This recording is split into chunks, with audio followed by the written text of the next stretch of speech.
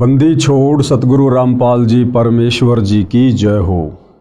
परमपिता परमात्मा सारी सृष्टि के रचनहार कुल मालिक असंख्य ब्रह्मांडों के स्वामी जगत गुरु तीनों लोकों में प्रवेश करके सबका धारण पोषण करने वाले राजाधीराज आत्माधार नाथों के नाथ देवों के देव महादेव सर्वेश्वर महेश्वर मृत्युंजय अजरो अमर आदि अनादि सनातनी प्रभु जगत पिता जगदीश्वर श्री श्री 1008 की उपाधि के वास्तविक अधिकारी अकाल मूरत शब्द स्वरूपी राम वासुदेव सर्वगतम ब्रह्म परम पूज्य प्रथम पूज्य परम संत परम पुरुष परम धनी परम दयालु सत्य कबीर हक्का कबीर अल्लाहु कबीर अल्लाहु अकबर बाखबर अल्लाह ताला जगत के तारणहार जगत के मुक्तिदाता जगत के जगन्नाथ हारे के सहारे हिंदुओं के राम मुसलमानों के अल्लाह सिखों के वाहिगुरु ईसाइयों के मसीह दया के सागर दयानिधि करुणा के सागर करुणानिधि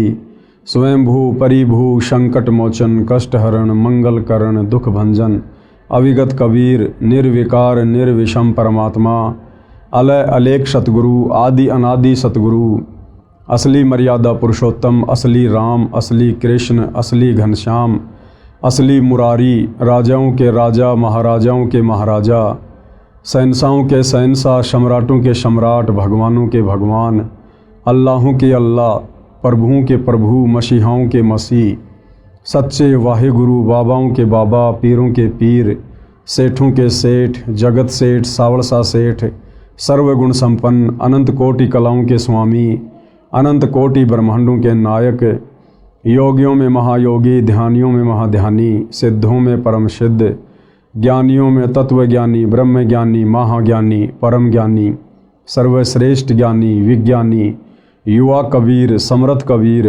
असमवात अमित ओझा सच्चे रहनुमा करीम अल्लाह सुभान अल्लाह दुनिया के अंतिम पैगंबर 8 सितंबर 1951 से गांव धनाना जिला सोनीपत हरियाणा भारतवर्ष की पावन भूमि पे प्रकट रियल कल की भगवान श्री नारायण साकार हरि श्री बाबा साहेब नूर अनंत परमात्मा सच्चे दरवेश सच्चे बाखबर संत श्रोमणी सतगुरु रामपाल जी परमेश्वर जी के चरण कमल में साध संगति से जुड़े हुए देश विदेश से आप और हम सभी सत्सेवक भाई बहनों का अनंत कोटि दंडवत प्रणाम। भाई और बहनों, बहुत बड़ी दया बहुत बड़ी मेहर पूरे विश्व पर परम पूज्य परमेश्वर सतगुरु रामपाल जी की, जिनके कर कमल से लिखित पवित्र पुस्तक हिंदू साहिबान नहीं समझे गीता वेद पुराण, इस पुस्तक के ऊपर वीडियो बनाने की श्रृंखला जारी है। इसी श्रृंखला में आज हमारा ये दूसरे नंबर का वीडियो है और यह पवित्र पुस्तक हिंदू साहिबान नहीं समझे गीता वेद पुराण विशेषकर हिंदू समाज से जुड़े भाई बहनों के लिए वरदान सिद्ध होगी अध्यात्म को जानने और पहचानने के मार्ग में। कल के वीडियो में हमने बहुत सारी बातें जानी, विशेषकर सनातनी पूजा क्या होती है, सनातनी पूजा किसे कहते हैं और सनातनी पूजा सतयुग में कितने समय तक सही रूप से चली और उसके बाद कैसे धीरे धीरे विलुप्त होती चली गई।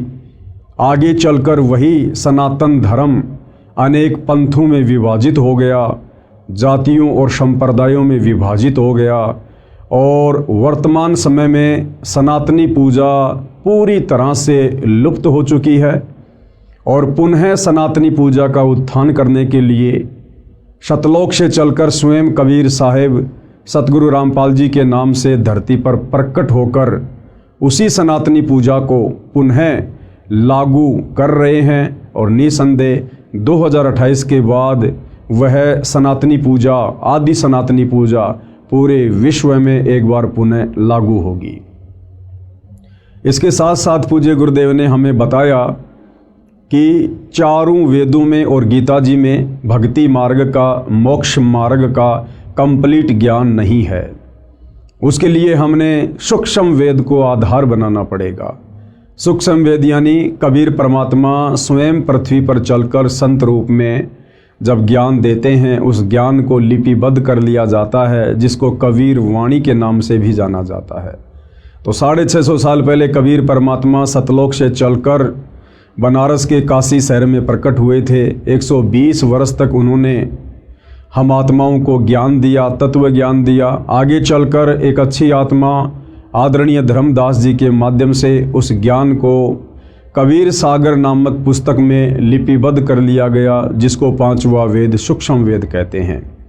लेकिन आगे चलकर धीरे धीरे काल प्रेरणा से, काल के द्वारा भेजे गए संतों ने उस कबीर सागर के ज्ञान में भी मिलावट करनी शुरू कर दी, जिस कारण से कबीर परमेश्वर को पुनः आज से लगभग 300 वर्ष पहले गांव छुडानी, जिला झज्जर, हरियाणा में आदरणीय गरीबदास जी के रूप में प्रकट होना पड़ा।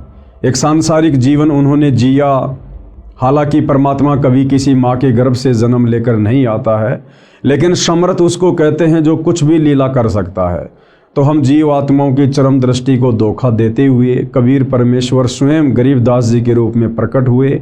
उन्होंने एक मुँह बोली माँ बनाई, एक मुँह बोला पिता बनाया, और इस अध्यात्म को पुनः उन्होंने जीवित किया। और अंत में सतलोक जाने से पूर्व उन्होंने 24,000 वाणियों से युक्त एक नए सूक्ष्म वेद सदग्रंथ साहिब की रचना करवाई, जिस सूक्ष्म वेद को आधार बनाकर आज सतगुरु रामपाल जी हम आत्माओं को वह ज्ञान समझा रहे हैं। तो आज की वीडियो में भाई और बहनों हम शुरुआत करेंगे कि आदरणीय गरीबदास जी कौन थे और गरीबदास जी ने जो ज्ञान दिया है उस परमेश्वर के विषय में कि वो परमात्मा कौन है, कैसा है, कहाँ रहता है, कैसे मिलता है। तो इसका प्रमाण हमारे वेदों में, गीता जी में कहाँ कहाँ है। आज हम इन सभी बातों को ध्यानपूर्वक सुनेंगे। तो चलिए शुरू करते हैं गुरुदेव भगवान के आशीर्वाद से। संत गरीबदास जी को 10 वर्ष की आयु में परमात्मा सर्वोपरि लोक सनातन परम धाम यानी सतलोक से आकर गांव छुडानी, जिला झज्जर, हरियाणा में मिले थे। उनकी आत्मा को ऊपर ले गए जहां परमात्मा रहता है। जिस प्रकार कबीर जी 650 साल पहले बेई नदी पर सिख धर्म के प्रवर्तक आदरणीय नानक जी को मिले और नानक जी की आत्मा को शरीर से निकालकर सतलोक लेकर गए, सचखंड लेकर गए, उन्हें सब कुछ दिखाया, सृष्टि रचना से परिचित करवाया, ब्रह्मा विष्णु महेश के लोक दिखाए, 33 करोड़ देवी देवता दिखाए, पूरी सृष्टि का मैनेजमेंट किस प्रकार से चलता है, उन्हें हर प्रकार की बातों से परिचित करवाकर तीसरे दिन वापस उनके शरीर में बेई नदी के पास छोड़ा। ठीक इसी प्रकार वही कबीर परमात्मा अपना डबल रोल करते हुए आप और हम आत्माओं को अध्यात्म ज्ञान समझाते हुए पहले तो गरीबदास जी के रूप में धरती पर शिशु रूप में प्रकट हो जाते हैं, और जब गरीबदास जी के रूप में कबीर परमात्मा 10 वर्ष के होते हैं, उसके बाद अपने दूसरे रूप में जिंदा बाबा वाले रूप में गरीबदास जी को मिलते हैं और सांसारिक लोक दिखावे में गरीबदास जी की आत्मा को निकाल कर सतलोक लेकर जाते हैं। और नानक जी की तरह उन्हें भी हर प्रकार की बातों से, सृष्टि रचना से, देवी देवताओं की स्तुति से, सर्व ब्रह्मांडों से धर्मराज के दरबार में ले जाकर सब कुछ दिखाकर कंप्लीट अध्यात्म ज्ञान उन्हें देते हैं, उनका ज्ञान योग खोलते हैं और वापस गरीबदास जी को उसी शरीर में छोड़ देते हैं। उसके बाद गरीबदास जी ने 24,000 वाणियों युक्त सदग्रंथ साहिब की रचना की। उनकी आत्मा को ऊपर ले गए जहां परमात्मा रहता है। अब वो परमात्मा कहाँ रहता है, कौन है वो परमात्मा, कैसा है वो परमात्मा, इसका जिक्र, इसका वर्णन वेदों में कहाँ कहाँ है। प्रमाण ऋग्वेद मंडल 9 सूक्त 54 मंत्र 3 में कहा है कि परमेश्वर सबसे ऊपर के लोक में विराजमान है। परमेश्वर यानी परम अक्षर ब्रह्म, सत्य पुरुष, कबीर देव सबसे ऊपर के लोक में विराजमान है। अब भाई और बहनों, हिंदू समाज के जो श्रद्धालु धर्मगुरु श्री रामचंद्र जी को भगवान कहते हैं, परमात्मा कहते हैं, श्री कृष्ण जी को भगवान कहते हैं, परमात्मा कहते हैं। अब जिस समय ये वेद लिखे गए थे उस समय तक तो भाई और बहनों श्री राम और श्री कृष्ण जी का जन्म भी नहीं हुआ था। तो ये कहाँ से पूर्ण परमात्मा हो सकते हैं, समर्थ भगवान हो सकते हैं, क्योंकि वेद सतयुग में मनु को मिले थे, मनु ने फिर आगे ऋषियों को दिया, फिर आगे आम समाज में ये ज्ञान उतारा गया। तो वेदों का ज्ञान ब्रह्मा जी के द्वारा अपने वंशजों को सतयुग में दिया गया था, जबकि श्री रामचंद्र जी का जन्म तो त्रेता युग में यानी सतयुग के लाखों वर्ष बाद हुआ था, और श्री कृष्ण जी का जन्म तो अभी ज़्यादा समय नहीं बीता है, लगभग 5,500 वर्ष पहले यानी द्वापर के अंत में श्री कृष्ण जी का जन्म हुआ था। तो वेदों में जिस पूर्ण ब्रह्म परमात्मा का जिक्र है, वो परमात्मा कौन है? वो है असल में आदि राम, सबसे पहले वाला राम। वो है वास्तव में परमात्मा, परम अक्षर ब्रह्म। ऋग्वेद मंडल 9 सूक्त 54 मंत्र 3 में कहा है कि परमेश्वर सबसे ऊपर के लोक में विराजमान है। प्रमाण के लिए देखें ये फोटोकॉपी इस मंत्र की, जिसका अनुवाद आर्य समाज के अनुवादकों ने किया है। इसके प्रकाशक तिलकराज आर्य, अध्यक्ष आर्य प्रकाशन 814, कुंडेवालान अजमेरी गेट दिल्ली है, तथा मुद्रक अजय प्रिंटर्स शाहदरा दिल्ली है। और इसमें क्या कुछ लिखा गया है पूर्ण ब्रह्म परमात्मा परम अक्षर ब्रह्म की स्थिति के विषय में हम देखते हैं। प्रमाण ऋग्वेद मंडल नंबर 9 सूक्त 54 मंत्र 3। ये मंत्र आपके सामने है, आप इसको देख सकते हैं, पढ़ सकते हैं। इसका वास्तविक अनुवाद सतगुरु रामपाल जी ने किया है, जो इस प्रकार से है। विवेचन में हम पढ़ते हैं परमेश्वर ने क्या लिखा है, किस प्रकार समझाया है। विवेचन ऋग्वेद मंडल 9 सूक्त 54 मंत्र 3 की फोटोकॉपी में आप देखें। इसका अनुवाद आर्य समाज के विद्वानों ने किया है। यानी समाज को ये भ्रमणा ना हो कि भाई कहीं संत रामपाल जी ने अपनी तरफ से तो वेदों के इन मंत्रों का अनुवाद नहीं कर दिया गया है। इसलिए आप भाई बहनों की संतुष्टि के लिए, आपके विश्वास के लिए, आर्य समाज के जिन विद्वानों को आप जी संस्कृत के प्रकांड ज्ञाता मानते हैं, वेदों के मर्मज्ञ मानते हैं, उन्हीं के द्वारा अनुवादित वेदों की फोटोकॉपी आपको दिखाई गई है, ताकि आपको कोई शंका ना रहे है कि परमेश्वर के विषय में उन विद्वानों ने क्या कुछ लिखा है। उनके अनुवाद में भी स्पष्ट है कि वह परमात्मा भुवनोपरि यानी संपूर्ण ब्रह्मांडों के ऊर्ध्व यानी ऊपर वाले, अर्थात ऊपर तिष्ठति यानी विराजमान है, ऊपर बैठा है, कि वो सबका परमात्मा जो तीनों लोकों में प्रवेश करके सबका धारण पोषण करता है, परम अक्षर ब्रह्म, वो तीनों लोकों से ऊपर यानी वो सतलोक में विराजमान है, सनातन परम धाम में विराजमान है वो परमात्मा। इसका यथार्थ अनुवाद इस प्रकार है। अयम यानी यह, सोम यानी देव, चंद्रमा जैसा शीतल अमर परमेश्वर, सूर्य है, सूर्य के नए यानी समान, विश्वानी यानी सर्व को यानी सभी को, पुनान यानी पवित्र करता हुआ, भुवनोपरि अर्थात सर्व ब्रह्मांडों के ऊर्ध्व अर्थात ऊपर, तिष्ठति यानी बैठा है। अब भावार्थ में हम इसको अच्छे से समझेंगे। भावार्थ में पूज्य गुरुदेव भगवान ने हमें किस प्रकार से समझाया है। भावार्थ, जैसे सूर्य ऊपर है, क्या कह रहे हैं गुरुदेव भगवान, जैसे सूर्य ऊपर है और अपना प्रकाश तथा उष्णता से सर्व को लाभ दे रहा है। हम सबको पता है कि सूर्य पृथ्वी से करोड़ों किलोमीटर दूर स्थित है, लेकिन सूर्य वहां होते हुए भी पूरी पृथ्वी पर समान रूप से प्रकाश और अपनी उष्णता दे रहा है। इसी प्रकार वो परम अक्षर ब्रह्म, सत्य पुरुष कबीर परमात्मा सबसे ऊपर के लोक में, सनातन परम धाम में, सतलोक में, सचखंड में बैठकर भी अपनी शक्ति से वो परमेश्वर सबका पालन पोषण करता है, सबके कार्य उनके कर्म अनुसार सिद्ध करता है। जैसे सूर्य ऊपर है और अपना प्रकाश तथा उष्णता से सभी को लाभ दे रहा है, इसी प्रकार यह अमर परमेश्वर, अमर यानी जिसका कभी विनाश नहीं होता है, कबीर परमेश्वर कभी विनाश में नहीं आते, वे अकाल मूर्त हैं, काल उनको नष्ट नहीं कर सकता। इसी प्रकार यह अमर परमेश्वर जिसका ऊपर के मंत्र में वर्णन किया है, सभी ब्रह्मांडों के ऊपर बैठा है। कबीर परमेश्वर जी ने संत गरीबदास जी को उसी परमेश्वर ने ऊपर ले जाकर पुनः पृथ्वी पर छोड़ा था। उनको मरा हुआ जानकर अंतिम संस्कार के लिए चिता पर रख दिया गया था। ये गरीबदास जी के विषय में एक लंबी कहानी है कि किस प्रकार से गरीबदास जी को मरा हुआ जानकर जब उनकी आत्मा को शरीर से निकालकर जिंदा बाबा के रूप में कबीर परमात्मा सतलोक लेकर गए थे, तो पीछे से गांव वालों ने सोचा कि गरीबदास जी मर चुका है और उनको मरा हुआ जानकर उनके शरीर को चिता पर लेटा दिया था। उसी समय सतलोक में बैठे परमात्मा ने कहा कि गरीबदास देख, तेरे शरीर को मरा हुआ जानकर तुझे जलाने जा रहे हैं बेटा, वो तेरे शरीर को नष्ट कर देंगे, अब तू तुरंत नीचे जा।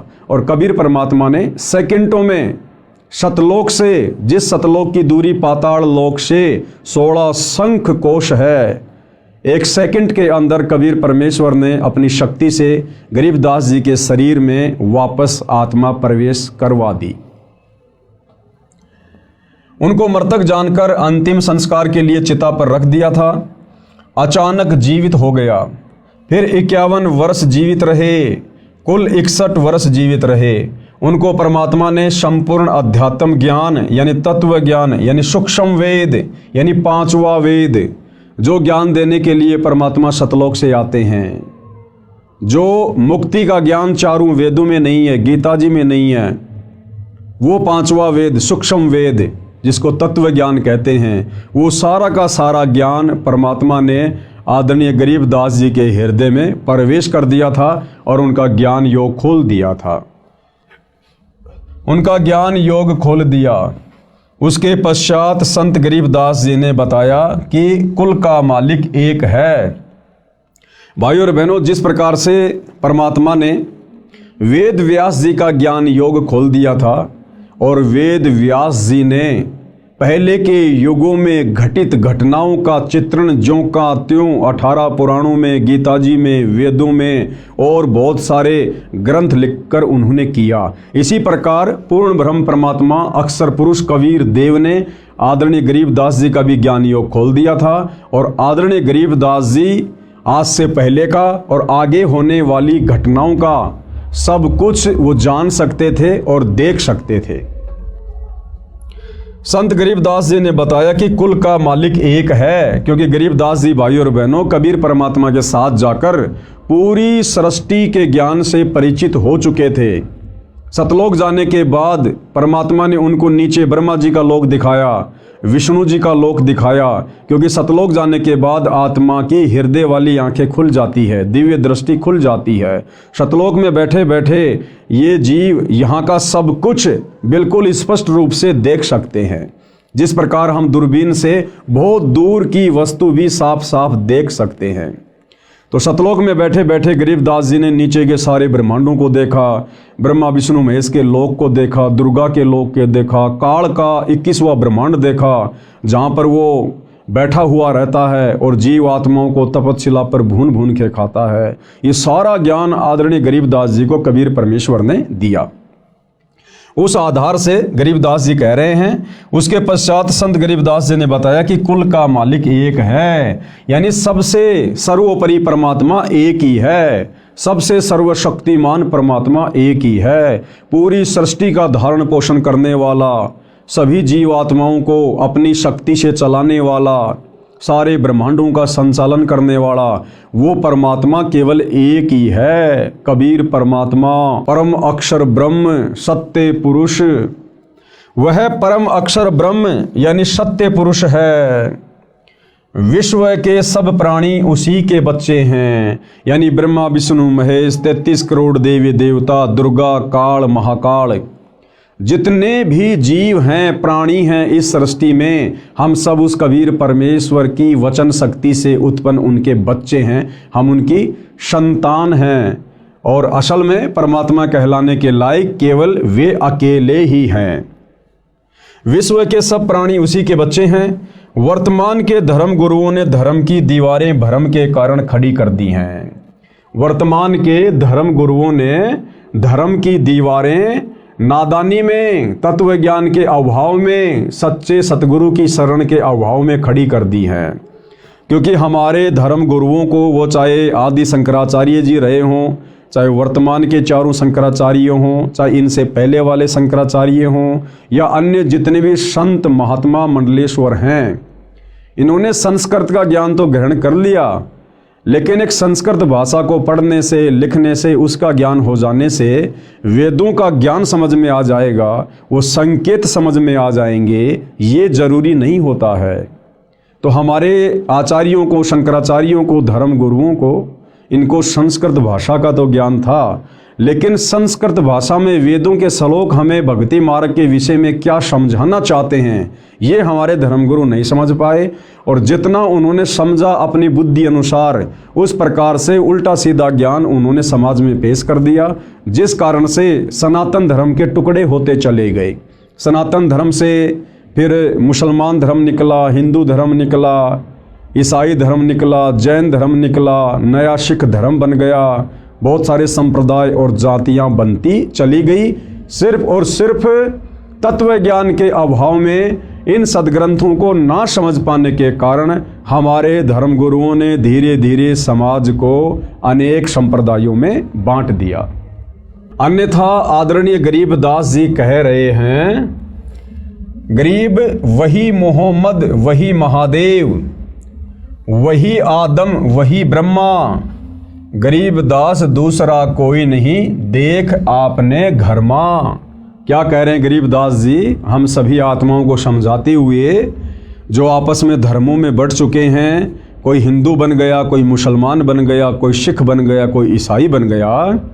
तो जब गरीबदास जी परमपिता परमात्मा कबीर जी के साथ सतलोक गए थे और उन्होंने जब सब कुछ देखा, उसके बाद गरीबदास जी ने वापस आकर अपनी अमृतवाणी में कहा है कि भाई और बहनों, ना तो मुसलमान अलग है, ना मुसलमान धर्म के प्रवर्तक अलग हैं, ना हिंदू धर्म अलग हैं, ना हिंदू धर्म के देवी देवता अलग हैं। और क्या कहा? गरीब वही मोहम्मद और वही महादेव। गरीबदास जी कह रहे हैं कि मुसलमान धर्म के प्रवर्तक हजरत मोहम्मद, ये कौन थे, ये कहाँ से आए थे? कह रहे हैं कि ये शंकर जी के गण थे। हजरत मोहम्मद वाली आत्मा, ये महादेव यानी शंकर जी के लोक से आए थे, और वही आदम वही ब्रह्मा।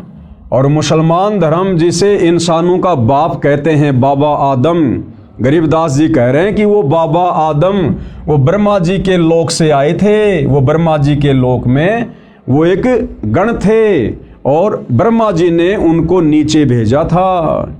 यानी कोई हिंदू मुसलमान अलग अलग नहीं है। ये तो हमारे धर्म गुरुओं की नादानी के कारण है, मुसलमान धर्म गुरुओं की नादानी के कारण है, हिंदू धर्म गुरुओं की नादानी के कारण है, जो इन शास्त्रों को ठीक से समझ नहीं पाए और सच्चा ज्ञान समाज में पेश नहीं कर पाए।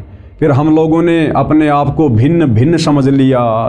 तो गरीबदास जी कह रहे हैं कि मोहम्मद कहो चाहे महादेव कहो, एक ही बात है। यानी महादेव के लोक से हजरत मोहम्मद जी आए थे, और आदम कहो चाहे ब्रह्मा जी कहो, एक ही बात है। क्यों? क्योंकि ब्रह्मा जी के लोक से बाबा आदम की आत्मा आई थी। और कह रहे हैं गरीबदास दूसरा कोई नहीं, देख अपने घर माँ। गरीबदास जी कह रहे हैं कि जो सत भक्ति मुझे कबीर परमात्मा ने प्रदान की, तुम भी वही भक्ति करो सच्चे सतगुरु से लेकर। और जब तुम सत भक्ति करोगे मर्यादा में रह के, परमात्मा तुम्हारी दिव्य दृष्टि खोलेगा और तुम्हें फिर दूध का दूध और पानी का पानी हो जाएगा। जब हम इस शरीर से भक्ति करना शुरू करेंगे, परमात्मा इसी शरीर में दिखा देंगे ऊपर के लोकों की सारी रचना संरचना, वहाँ की व्यवस्था। हमें वास्तविक उस आदि सनातन पंथ का पुनः ज्ञान होगा। अर्थात संत गरीबदास जी ने कहा है कि हजरत मोहम्मद जी शिव लोक से आई आत्मा थे, इसलिए मुसलमान धर्म का प्रवर्तक भी परमात्मा शिव की खास आत्मा है। भाई और बहनों, यहाँ शिव जी के लिए गरीबदास जी ने परमात्मा शब्द का प्रयोग किया है, क्योंकि ये ब्रह्मा विष्णु महेश, ये एक ब्रह्मांड में 3 लोकों के स्वामी हैं। आप इनको 3 लोकों के यानी पृथ्वी, पाताल और स्वर्ग, इन लोकों के परमात्मा भी कह सकते हैं, इनको भगवान भी कह सकते हैं, इनको साहिब भी कह सकते हैं, परंतु ये सारी सृष्टि के परमात्मा नहीं है। जिस प्रकार हम एक थानेदार को भी साहिब शब्द से संबोधित करते हैं, हम DIG को भी साहिब कहते हैं, फिर प्रधानमंत्री और राष्ट्रपति को भी हम साहिब शब्द से संबोधित करते हैं। लेकिन उनकी शक्ति में कितना अंतर हैं सभी साहिब अपने अपने क्षेत्र के, लेकिन उनकी शक्तियों में दिन और रात का अंतर है। इसी प्रकार ब्रह्मा विष्णु महेश को भी कहीं कहीं पर परमात्मा की संज्ञा दी गई है, भगवान की संज्ञा दी गई है, परंतु ये ब्रह्मा विष्णु महेश जी उस परमात्मा की श्रेणी में नहीं है, उस भगवान की श्रेणी में नहीं है जो वास्तव में सारी सृष्टि का संचालन करता है, जो वास्तव में पूरे ब्रह्मांड की आत्माओं का धारण पोषण करता है। इसलिए मुसलमान धर्म का प्रवर्तक भी परमात्मा शिव की खास आत्मा है। बाबा आदम के विषय में कहा जाता है कि ये ब्रह्मा जी के लोक से नीचे आए थे, इसलिए ब्रह्मा जी व आदम जी का मूल निवास स्थान एक ही है। यदि मेरी बात पर विश्वास नहीं होता है, गरीबदास जी कह रहे हैं, अगर आपको मेरी बातों पर विश्वास नहीं है तो अपने घर यानी शरीर रूपी महल में मेरी बताई साधना करके देखो। गरीबदास जी कह रहे हैं कि भैया मैं जो साधना तुम्हें बता रहा हूँ कबीर परमात्मा के द्वारा बताई गई, आप भी उसी साधना को मर्यादा में रह के करो, आपको भी स्पष्ट रूप से दिखाई देगा और आपकी सारी संशय समाप्त हो जाएंगी, आपकी दिव्य दृष्टि खुल जाएगी, यानी अध्यात्म को समझने की दृष्टि परमात्मा के आशीर्वाद से खुल जाएगी। फिर आपको विश्वास हो जाएगा कि विश्व के सभी मानव एक परमपिता की संतान है। उसके बाद भाई और बहनों हमारी भक्ति शुरू होती है। यदि हम धर्मों में बटे रहेंगे, जातियों में बटे रहेंगे, वर्णों में बटे रहेंगे और एक दूसरे को अपना शत्रु दुश्मन मानकर अगर हम इस दृष्टिकोण से चलने की कोशिश करेंगे तो हम भक्ति मार्ग पर कभी भी सफल नहीं हो सकते। हमने सबसे पहले उस एक परमपिता परमेश्वर को जानना पड़ेगा, पहचानना पड़ेगा, उनके विधान को, उनके संविधान को जानना पड़ेगा। उसके बाद हम निर्विरोध रूप से ये भक्ति कर सकते हैं, निसंशय होकर हम ये भक्ति कर सकते हैं। अन्यथा हमेशा हमारे मन में काल प्रेरणा से शंकाओं के बीज पनपते ही रहेंगे। विचार करो, मुसलमान धर्म की शुरुआत यानी स्टार्टिंग हजरत ईसा जी के जन्म से लगभग 450 वर्ष पश्चात हुई है, यानी आज से लगभग 2500 वर्ष पहले ईसाई धर्म के प्रवर्तक हजरत ईसा जी का जन्म हुआ था और हजरत ईसा के जन्म के लगभग 450 वर्ष बाद मुसलमान धर्म के प्रवर्तक हजरत मोहम्मद जी का जन्म हुआ था। उसके बाद इस्लाम धर्म की शुरुआत हुई थी। आदि शंकराचार्य जी का जन्म ईसा जी से 508 वर्ष पहले हुआ था और जो आदि शंकराचार्य थे उनका जन्म ईसाई धर्म के प्रवर्तक हजरत ईसा जी से लगभग 508 वर्ष पहले हुआ था और आदि शंकराचार्य जी ने ही हिंदू धर्म की नींव डाली थी। आदि शंकराचार्य जी का जन्म ईसा जी से 508 वर्ष पहले हुआ, जिसने सनातन धर्म यानी पंथ को हिंदू नाम भी दिया। आदि शंकराचार्य ने देवी देवताओं की पूजा का विधान बताकर, जो देवी देवताओं की पूजा शास्त्रों के विरुद्ध है, उन्होंने उसी सनातन धर्म को हिंदू धर्म का नाम दिया। सनातन धर्म यानी हिंदू नाम भी दिया। मूर्ति पूजा, देवी देवताओं की पूजा पर आधारित कर दिया। आदि शंकराचार्य जी से पहले कोई भी व्यक्ति मूर्ति पूजा नहीं किया करता था, पाखंड पूजा नहीं किया करता था, देवी देवताओं की पूजा नहीं हुआ करती थी। केवल वेदों के अनुसार एक ब्रह्म का ओम मंत्र जाप किया करते थे।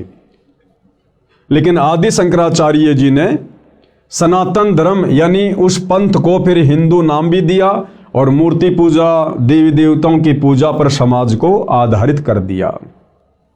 सनातन धर्म सतयुग से चला आ रहा है, इसलिए हजरत ईसा जी, हजरत मूसा जी, हजरत आदम जी तथा हजरत मोहम्मद जी के जीव पहले सनातनी थे। सनातन धर्म सतयुग से चलता हुआ आ रहा है। सतयुग से कैसे? यानी हमारे जितने भी पूर्वज थे वो सभी वेदों के अनुसार साधना किया करते थे, धर्म कर्म किया करते थे। और जो व्यक्ति वेदों के अनुसार साधना करते हैं उनको सनातनी कहते हैं, सनातनी। तो ये जो सनातनी पूजा है ये सतयुग से चलती हुई आ रही थी। और हजरत मोहम्मद जी, हजरत ईसा जी, आदि शंकराचार्य जी, बाबा आदम जी, इन सभी जीवों की आत्माएं पहले के युगों में भी थी, क्योंकि जब तक हमारा पूर्णतया मोक्ष नहीं हो जाता है तब तक आत्मा शरीर धारण करती रहती है, कभी मनुष्य का तो कभी 84 लाख योनियों में पशु और पक्षियों का।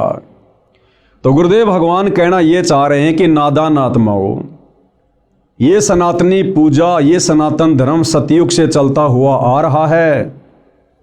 और इस सनातन धर्म के टुकड़े हुए आदि शंकराचार्य के बाद लगभग आज से 3200 साल पहले आदि शंकराचार्य जी का जन्म हुआ।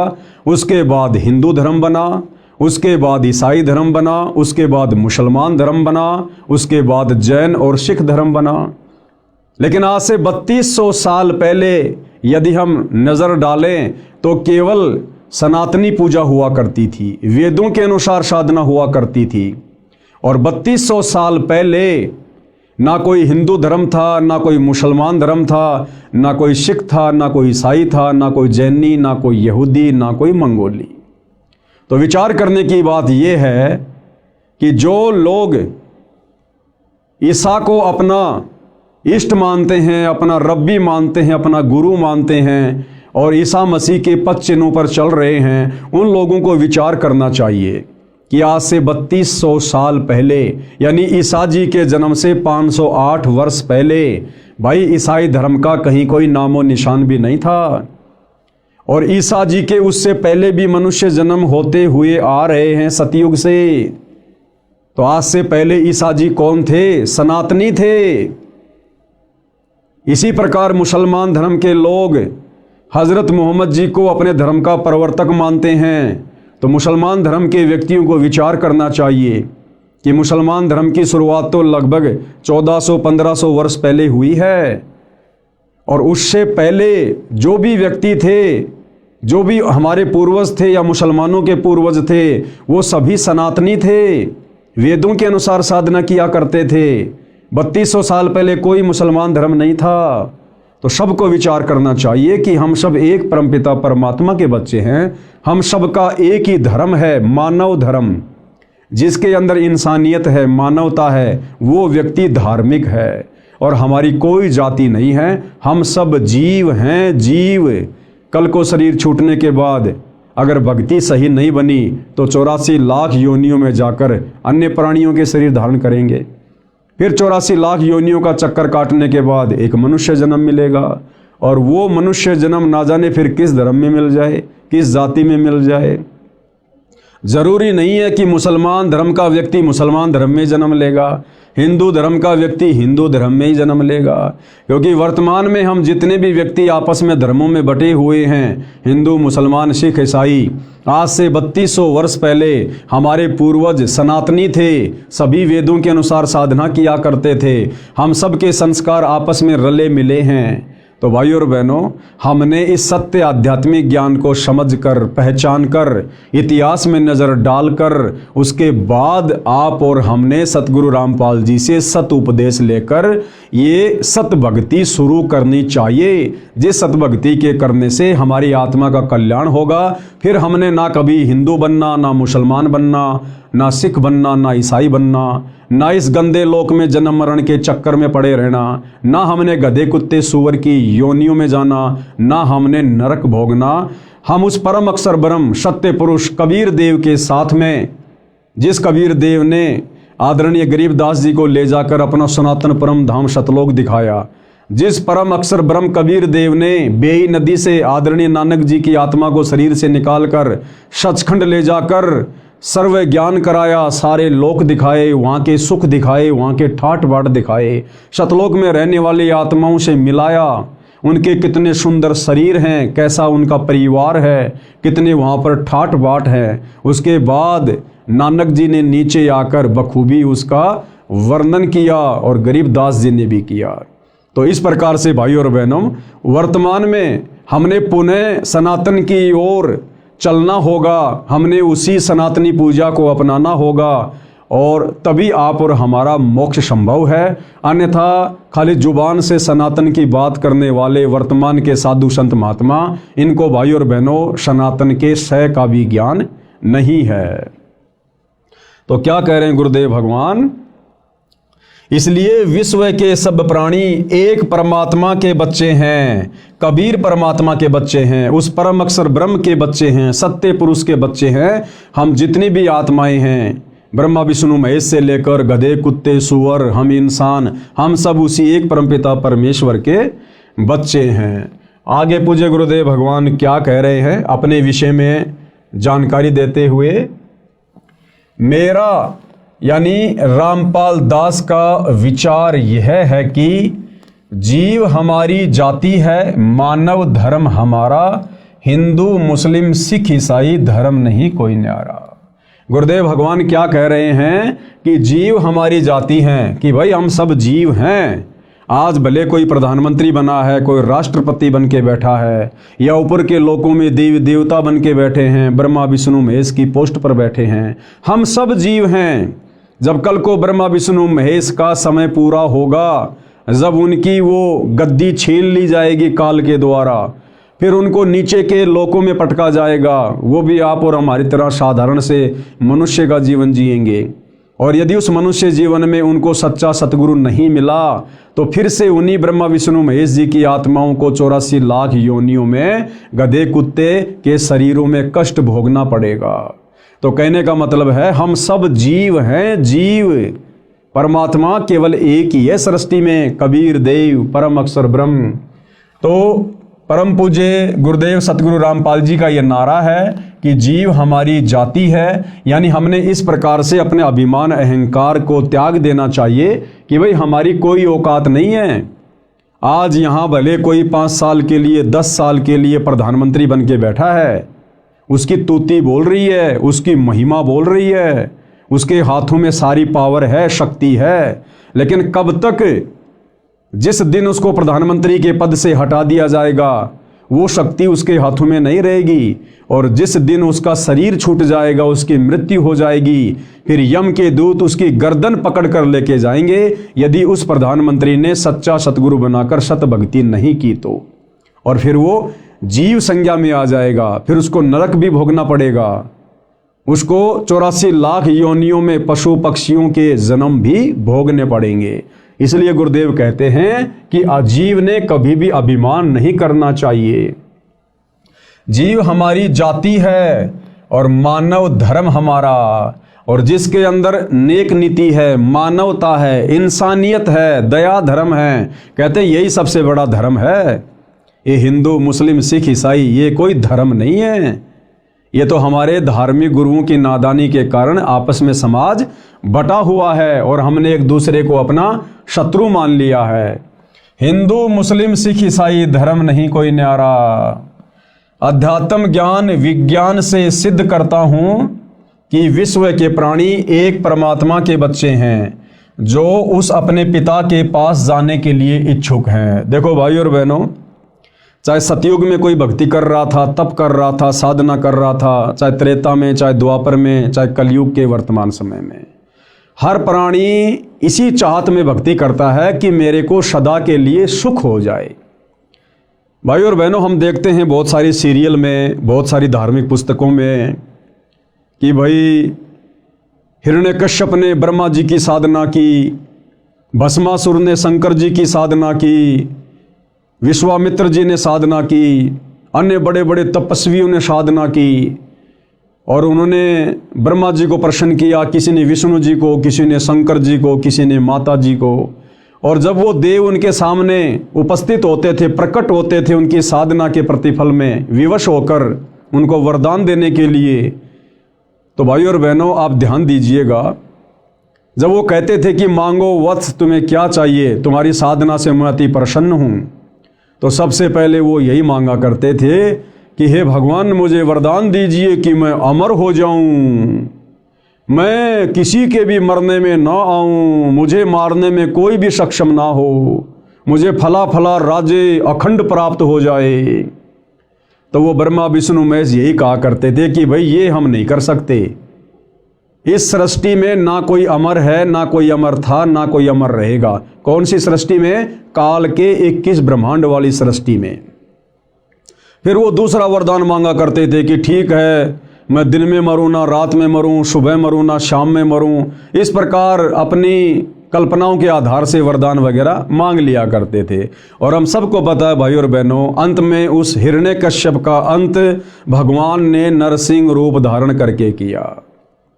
तो इसी प्रकार से भाई और बहनों, जो भी साधु संत महात्मा या आम प्राणी भक्ति साधना करते हैं, उस साधना के प्रतिफल में उनकी यही इच्छा होती है कि मुझे सदा सदा का सुख हो जाए, मेरी कभी मृत्यु ना हो। लेकिन भाई इस 21 ब्रह्मांड में, इन 3 लोकों में, इस काल के लोक में हम चाहे कितनी साधना कर लें, यहाँ की उत्तम साधना है काल की, ब्रह्म की, जो गीता अध्याय 8 श्लोक नंबर 13 में वर्णन है कि ओम इति एक अक्षर ब्रह्म व्यवहारण माम अनुशमरण ये प्रयाति तजन देहम सयाति परमाम गतम। गीता का ज्ञान देने वाला भगवान ये ब्रह्म कह रहा है कि भाई मैं तो ब्रह्म लोक में रहता हूँ, और मेरी साधना करने वाला ओम नाम के साथ में वो ब्रह्म लोक में आ जाता है। और गीता अध्याय 8 श्लोक नंबर 16 में फिर कह रहा है कि ब्रह्म लोक पर्यंत सर्व प्राणी पुनरावर्ती में हैं। यानी मेरे ब्रह्म लोक में आकर भी ये जीवात्मा अमर नहीं है, सदा का सुख नहीं भोग सकती। वहाँ से भी इसको नीचे जाना पड़ेगा। जब इसकी भक्ति कमाई समाप्त हो जाएगी, फिर ये लक 84 में जाएगा, गधा कुत्ता सुअर बनेगा, जन्मेगा, मरेगा। तो भाई और बहनों, वो परम शांति कहाँ मिलेगी? वो शाश्वत स्थान कहाँ है जहाँ जाने के बाद फिर कभी हमारी मृत्यु नहीं होती है, कभी हमसे वो सुख छीने नहीं जाते हैं? वो है सतलोक, सचखंड। तो क्या कह रहे हैं गुरुदेव भगवान कि विश्व के प्राणी एक परमात्मा के बच्चे हैं, यानी कबीर परमात्मा के, परम अक्षर ब्रह्म के, जो उस अपने पिता के पास जाने के इच्छुक हैं। उसी के पास जाने के लिए भिन्न भिन्न भक्ति के उपाय कर रहे हैं। कोई मंदिर में जाता है, कोई मस्जिद में जाता है, कोई चर्च में, कोई गुरुद्वारे में। अब संत गरीबदास जी की वाणी के आधार से विश्व के मानव की एकता को जानते हैं। संत गरीबदास जी की उपरोक्त वाणी का भावार्थ है कि विश्व के सब मानव, स्त्री या पुरुष, शरीर की संरचना एक समान है। यानी विश्व में जितने भी मानव शरीरधारी प्राणी हैं, स्त्री या पुरुष या किन्नर, तो गुरुदेव भगवान कह रहे हैं कि सबके शरीर की रचना एक समान है। हिंदू का भी नाक यही मिलेगा, मुसलमान का भी यही मिलेगा। हिंदू की भी 2 आंखें हैं, मुसलमानों की भी 2 आंखें हैं। हिंदू का शरीर भी एक समान है, मुसलमान का शरीर भी एक समान है। हिंदुओं की माता बहनों की शरीर की रचना भी एक जैसी है, मुसलमानों की माता बहनों की शरीर की रचना भी एक जैसी है। और हिंदुओं के शरीर में भी देवी देवताओं का वास है, कमल चक्र बने हुए हैं। मुसलमानों के शरीर में भी देवी देवताओं का वास है, कमल चक्र बने हुए हैं। सबके शरीर की रचना एक समान है। फिर भला हम अलग अलग कैसे हुए? हम सबको उत्पन्न करने वाला, बनाने वाला एक ही परमात्मा है। हम एक ही परमेश्वर की संतान हैं। भले वर्तमान में अज्ञानता के कारण हम उसे भिन्न भिन्न नामों से जानते हैं। जैसे कोई कहे मारो राम बड़ो है, कोई कहे खुदाई रे, कोई कहे ईसा मसीह बड़ो है, ये बाटा रहे लगाई रे।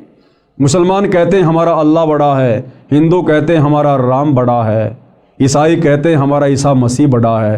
कहते हैं हम तो नादान बच्चों की तरह अपने एक परमपिता परमेश्वर को आपस में बांटे हुए हैं, असल में वो एक ही है। संत गरीबदास जी की उपरोक्त वाणी का भावार्थ है कि विश्व के सब मानव, स्त्री पुरुष के शरीर की रचना एक समान है। प्रत्येक मानव, स्त्री पुरुष के शरीर में कमल दल यानी कमल चक्र बने हैं। मानव शरीर में ही मोक्ष प्राप्त किया जा सकता है। मोक्ष प्राप्ति यानी उस लोक में जाने का एक ही मार्ग है। कौन से लोक में? सतलोक में जाने का एक ही मार्ग है, एक ही रास्ता है, एक ही भक्ति है, जिसमें परमात्मा यानी परम अक्षर ब्रह्म कबीर देव निवास करता है। वह स्थान वह परम पद है जिसके विषय में गीता अध्याय 15 श्लोक 4 में वर्णन है। कहा है कि तत्व ज्ञान प्राप्त होने के पश्चात, यानी गीता अध्याय 4 श्लोक 34 में गीता का ज्ञान देने वाला भगवान जो अर्जुन को कह रहा था कि अर्जुन, अगर तुझे उस परम पद की खोज करनी है, तुझे यदि उस शाश्वत स्थान में जाना है, सदा सदा का सुख भोगना है, तो तू किसी तत्वदर्शी संत की खोज कर ले। उस तत्वदर्शी संत को प्रसन्न कर, उसको दंडवत कर, उसके बाद वो तत्वदर्शी संत तुझे तत्व ज्ञान का उपदेश करेगा। तो ये वही बात यहाँ कही जा रही है। गीता अध्याय 15 श्लोक 4 में कहा है कि तत्व ज्ञान प्राप्त होने के पश्चात परमेश्वर के उस परम पद की खोज करनी चाहिए। परमेश्वर कौन? कबीर जी, परम अक्षर ब्रह्म सत्य पुरुष। और उनका वो परम पद क्या है? सतलोक, सचखंड। कहते फिर उस सचखंड की खोज करनी चाहिए, जहां जाने के पश्चात साधक यानी भगत फिर लौटकर संसार में कभी नहीं आते।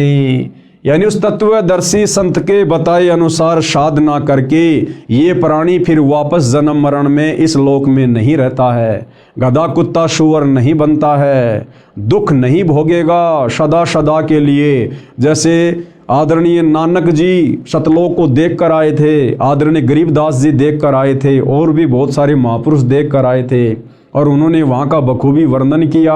कहते हैं फिर ये साधक उस तत्वदर्शी संत की शरण में जाकर उसके बताए अनुसार साधना करके उस परमपिता परमेश्वर कबीर साहिब के परम पद को प्राप्त हो जाता है, जहाँ जाने के बाद प्राणी वापस लौटकर इस गंदे संसार में नहीं आता है। जहाँ जाने के पश्चात साधक यानी भगत फिर लौटकर संसार में कभी नहीं आते। जिस परमेश्वर से संसार रूप वृक्ष की प्रवृत्ति विस्तार को प्राप्त हुई है, यानी जिसने सृष्टि की उत्पत्ति की है, जो सबका धारण पोषण करने वाला है, उसकी भक्ति करो। जो ब्रह्मा विष्णु महेश का भी धारण पोषण करता है, 33 करोड़ देवी देवताओं का भी धारण पोषण करता है, सृष्टि के प्रत्येक प्राणी का धारण पोषण करता है। कहते हैं तत्वदर्शी संत को गुरु धारण करके उस परमेश्वर की भक्ति करो। तो भाइयों और बहनों, वो परमात्मा परम अक्षर ब्रह्म सत्य पुरुष कबीर देव स्वयं ही अपना ज्ञान बताने के लिए तत्वदर्शी संत की भूमिका करने के लिए पृथ्वी पर एक मनुष्य के रूप में प्रकट होता है, एक संत रूप में, सतगुरु रूप में। और निसंदेह वर्तमान में सतगुरु रामपाल जी पूरी पृथ्वी पर एकमात्र तत्वदर्शी संत हैं। तो सतगुरु रामपाल जी क्या परम शक्ति है, आप भली बात ही समझ सकते हैं। और वर्तमान में पूर्ण तत्वदर्शी संत सतगुरु रामपाल जी से उपदेश लेकर ही हम उस परम पद को, सतलोक को प्राप्त कर सकते हैं। दूसरा कोई साधन, कोई विकल्प कहीं भी आपको देखने और सुनने को नहीं मिलेगा। अब आगे गुरुदेव भगवान क्या कह रहे हैं। प्रमाण के लिए पेश है फोटोकॉपी गीता अध्याय 15 श्लोक 4 की, जिसके अनुवादक श्री जय दयाल गोविंदका जी हैं, प्रकाशक व मुद्रक गीता प्रेस गोरखपुर है। अब हम भाई बहनों को कैसे विश्वास हो कि उस परम पद के विषय में गीता जी में कहाँ लिखा हुआ है, क्योंकि आज से पहले तो हमारे किसी भी धर्म गुरु ने इस प्रकार से गीता जी को खोल खोल के, वेदों को खोल खोल के उनके श्लोक नहीं दिखाए, नहीं पढ़ाए। और आज से पहले हमारे पूर्वज अनपढ़ थे, उनको अक्षर ज्ञान नहीं था, उनको पढ़ने लिखने का भी अधिकार नहीं था। और जितने भी हमारे सदग्रंथ थे ये सारे के सारे संस्कृत भाषा में थे, जिस कारण से हमारे पूर्वज इनको समझ भी नहीं सकते थे। तो जैसा हमारे धर्म गुरुओं ने हमारे को धर्म के विषय में बताया, गीता जी के विषय में बताया, वेदों के अंदर क्या ज्ञान है हमें जैसा भी बता दिया गया, हमारे पूर्वजों ने सहर्ष स्वीकार कर लिया। लेकिन भाइयों और बहनों, आज सतगुरु रामपाल जी उंगली रख रख कर हमें इन समस्त धार्मिक ग्रंथों की गूढ़ सच्चाई से परिचित करवा रहे हैं। तो वर्तमान में धोखे की किसी प्रकार की कोई शंका नहीं होनी चाहिए। और बुद्धिमान समाज ने भी अपनी आंखों से इन समस्त प्रमाणों को देखकर, सबूतों को देखकर, जो हमारे ही धर्म की पवित्र पुस्तकों में वर्णित है, आप और हमने इस सच्चाई को फिर स्वीकार भी करना चाहिए अपनी आत्मा के कल्याण के लिए। तो गीता अध्याय 15 श्लोक 4 हमें क्या ज्ञान दे रहा है, ये गीता प्रेस गोरखपुर से प्रकाशित है और इसके अनुवादक जयदयाल गोविंदका जी हैं। और इसमें क्या कुछ लिखा है भाई और बहनों, हम ध्यान से इस श्लोक को पढ़ते हैं पूज्य गुरुदेव जी के आशीर्वाद से। तो भाई और बहनों, ये श्लोक लिखा हुआ है, आपकी आंखों के सामने है। यदि आपके पास में गीता जी है तो आप जी मिलान कर सकते हैं। जयदयाल गोविंदका जी ने संस्कृत के सामने हिंदी में अनुवाद किया है, आपकी आंखों के सामने है। उसके पश्चात उस परम पद रूप परमेश्वर को भली भांति खोजना चाहिए, जिसमें गए हुए पुरुष फिर लौटकर संसार में नहीं आते, और जिस परमेश्वर से इस पुरातन संसार वृक्ष की प्रवृत्ति विस्तार को प्राप्त हुई है, उसी आदि पुरुष नारायण के मैं शरण हूं। देखो भाई और बहनों, गीता जी का ज्ञान देने वाला भगवान, जिसको पूरा हिंदू समाज भगवान मान चुका था, परमात्मा मान चुका था, गीता का ज्ञान देने वाला भगवान अर्जुन से खुद कह रहा कि अर्जुन मैं भी उसी की शरण में हूं। यानी हम भाई बहन तो अनजाने में गीता का ज्ञान देने वाले भगवान की शरण को उत्तम शरण मान कर बैठे हुए थे, लेकिन गीता जी का ज्ञान देने वाला भगवान तो कह रहा कि अर्जुन, जिस परमपिता परमेश्वर ने इस संसार रूपी वृक्ष की प्रवृत्ति को पैदा किया है, बनाया है सृष्टि को, कहते मैं भी उसी आदि नारायण की शरण में हूं। आदि नारायण यानी सबसे पहले वाला परमात्मा, जिसने सृष्टि बनाई, जिससे पहले कुछ भी नहीं था। कहते उसी आदि पुरुष नारायण के मैं शरण हूं। इस प्रकार दृढ़ निश्चय करके उस परमेश्वर का मनन और नित्य ध्यान करना चाहिए। यानी गीता का ज्ञान देने वाला भगवान भी उसी परमपिता परमात्मा अक्षर पुरुष सत्य पुरुष कबीर देव की भक्ति करने की सलाह दे रहा है। अब आगे क्या कुछ लिखा हुआ है भाई और बहनों, पढ़ते हैं पूज्य गुरुदेव जी के आशीर्वाद से। शरीर में बने कमलों की जानकारी, यानी शरीर चाहे हिंदू का हो, चाहे मुसलमान का, सिख का, चाहे ईसाई का, सबके शरीर की रचना एक समान है, क्योंकि हम सब एक ही परमपिता परमेश्वर के बच्चे हैं। और हमारे शरीर में कमल दल, कमल चक्कर कहाँ कहाँ हैं, किन किन देवताओं का उनमें वास है, पूज्य गुरुदेव भगवान के आशीर्वाद से हम जानकारी प्राप्त करते हैं। परम अक्षर ब्रह्म यानी सबके मालिक के परम धाम स्थान में जाने का एक मार्ग है।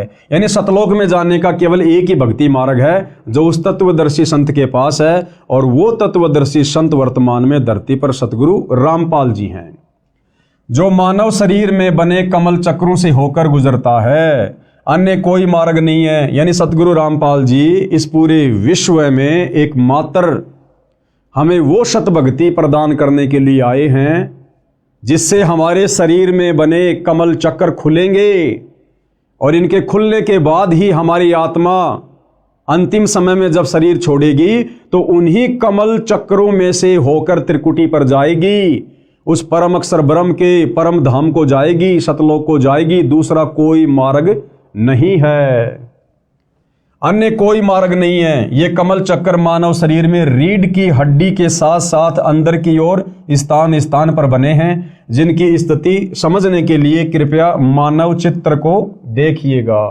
अब वो कमल चक्कर का यहाँ पर एक फोटो बनाकर हमें समझाया गया है। तो भाइयों और बहनों, ये फोटो कॉपी है। हिंदू, मुसलमान, सिख, ईसाई यानी पूरे विश्व के जितने भी मानव शरीरधारी प्राणी हैं, स्त्री या पुरुष, उन सब के शरीर की रचना सेम टू सेम है। सभी के शरीर के कमल चक्र में इन देवी देवताओं का वास है, जिनके नाम, गांव, पते सब कुछ इनके आगे लिखे हुए हैं। कौन से चक्र में कौन से देवता का वास है, कौन से दल में कौन से देवता का वास है।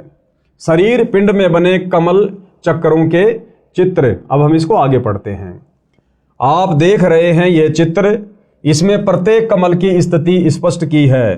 प्रत्येक कमल में प्रवेश द्वार है जो बंद रहता है।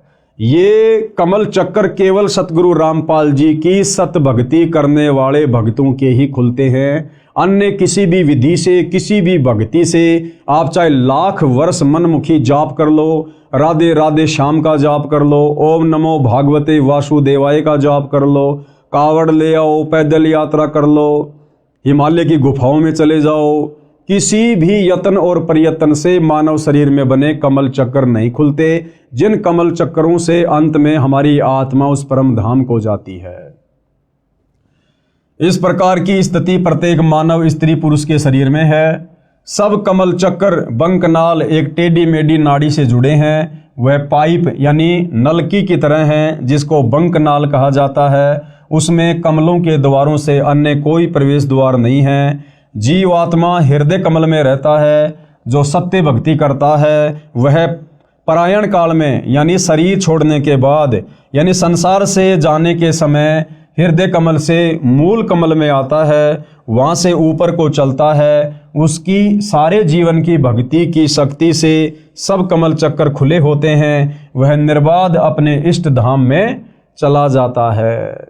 जिस प्रकार भाई और बहनों हम गाड़ी लेकर टोल टैक्स पार करने की कोशिश करते हैं, और भाई और बहनों जिसकी गाड़ी पर फास्ट टैग लगा हुआ है और जिसके फास्ट टैग में पैसे हैं, उस टोल टैक्स पर जाते ही ऑटोमेटिक वहाँ का बैरियर हट जाता है और गाड़ी टोल टैक्स को पार कर जाती है। इसी प्रकार शरीर छोड़ते समय जिन आत्माओं के कमल चक्कर खुले होंगे वही आत्माएं उस परम अक्षर ब्रह्म के शतलोक को प्राप्त होगी।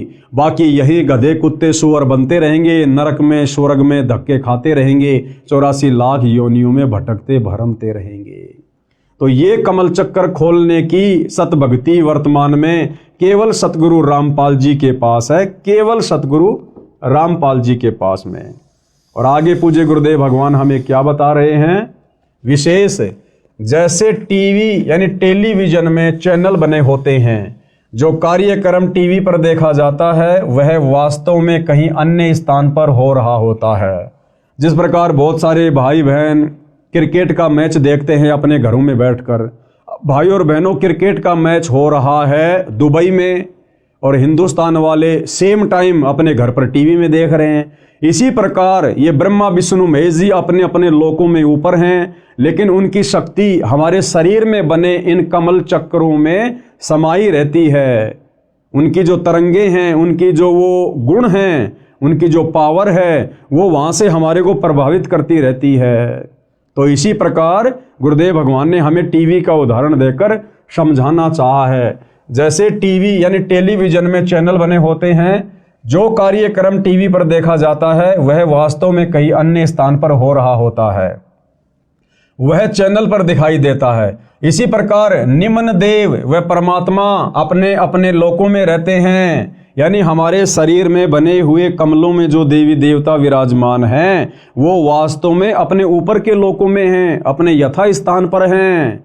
लेकिन जब हमारे ये कमल चक्कर खुल जाते हैं तो हम ऊपर के लोकों में, उन देवी देवताओं के लोकों में क्या कुछ घटनाएं घटित हो रही हैं हम सब कुछ देख सकते हैं। जिस प्रकार मैच हो रहा है साउथ अफ्रीका में और हम हिंदुस्तान में अपने टीवी में, यदि हमारे टीवी का वो कनेक्शन सही है, डिश वगैरह सही है और रिचार्ज है, तो हम रिमोट दबाकर घर बैठे टीवी पर दक्षिणी अफ्रीका में हो रहे उस प्रोग्राम को देख सकते हैं।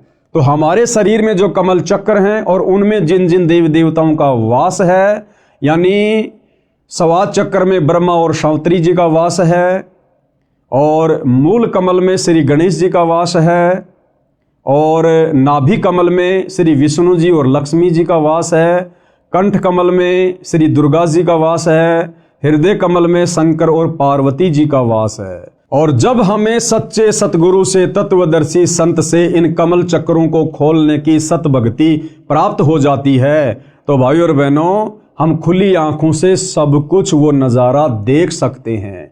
इसीलिए तो आदरणीय गरीबदास जी ने पहले अपनी वाणी में कहा था कि वही मोहम्मद, वही महादेव, वही आदम, वही ब्रह्मा, और दास गरीब दूसरा कोई नहीं, देख आपने घर मां। यानी सच्चे सतगुरु से सतभक्ति प्राप्त करके इन कमल चक्रों को खोलकर उसके बाद आप अपनी आंखों से देख सकते हैं कि हजरत मोहम्मद जी कहाँ से आए थे और बाबा आदम जी कहाँ से आए थे। उसके बाद हमारे सारे संशय स्वतः ही समाप्त हो जाते हैं।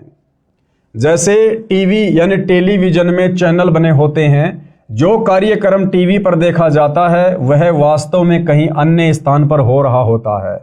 वह चैनल पर दिखाई देता है। इसी प्रकार निम्न देव यानी शरीर के कमल चक्रों में जो देवी देवता हैं वह परमात्मा अपने अपने लोकों में होते हुए टीवी चैनल की तरह कमलों में दिखाई देते हैं। जैसे सूर्य प्रकाश ऊर्जा यंत्र सोलर सिस्टम पर सूर्य का प्रकाश पड़ने से उसमें ऊर्जा संचित होने लगती है, इसी प्रकार मंत्रों के जाप से कमल खुल जाते हैं। जिस प्रकार सूर्य हमारे से कितना करोड़ों किलोमीटर दूर है और आजकल वैज्ञानिकों ने एक सोलर सिस्टम बना दिया, सोलर पैनल, और जैसे सूर्य की किरणें उस सोलर पैनल पर गिरनी शुरू होती हैं, नीचे इन्वर्टर से बैटरी चार्ज होनी शुरू हो जाती है, वो लाइट जमा होनी शुरू हो जाती है। इसी प्रकार जब हम सच्चे सतगुरु से सत भक्ति प्राप्त करेंगे तो भाइयों और बहनों, ऊपर के लोकों में बैठे हुए देवी देवता और उनके नज़ारे हमारे शरीर के कमल चक्कर में बने हुए, जब वो कमल चक्कर खुल जाते हैं हम बखूबी देख सकते हैं, सारी सच्चाई से परिचित हो सकते हैं।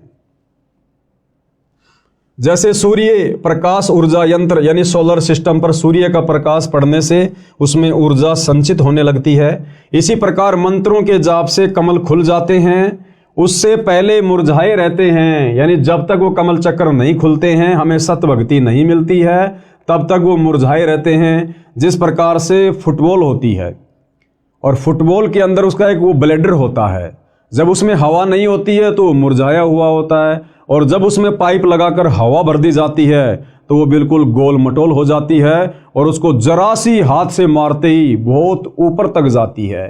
तो इसी प्रकार जब हमें सच्चे सतगुरु से सत भक्ति प्राप्त हो जाएगी तो धीरे धीरे हमारे शरीर में बने कमलों में जो ये इनके जो द्वार हैं, ये धीरे धीरे फिर सत भक्ति के प्रभाव से फूलने शुरू हो जाते हैं, खिलने शुरू हो जाते हैं। इसी प्रकार मंत्रों के जाप से कमल खुल जाते हैं, उससे पहले मुरझाए रहते हैं। कमल खुलने के बाद प्रत्येक देवता की शक्ति साधक के अंतःकरण यानी आत्मा पर प्रभाव डालने लगती है, जिससे भक्ति संचित होने लगती है।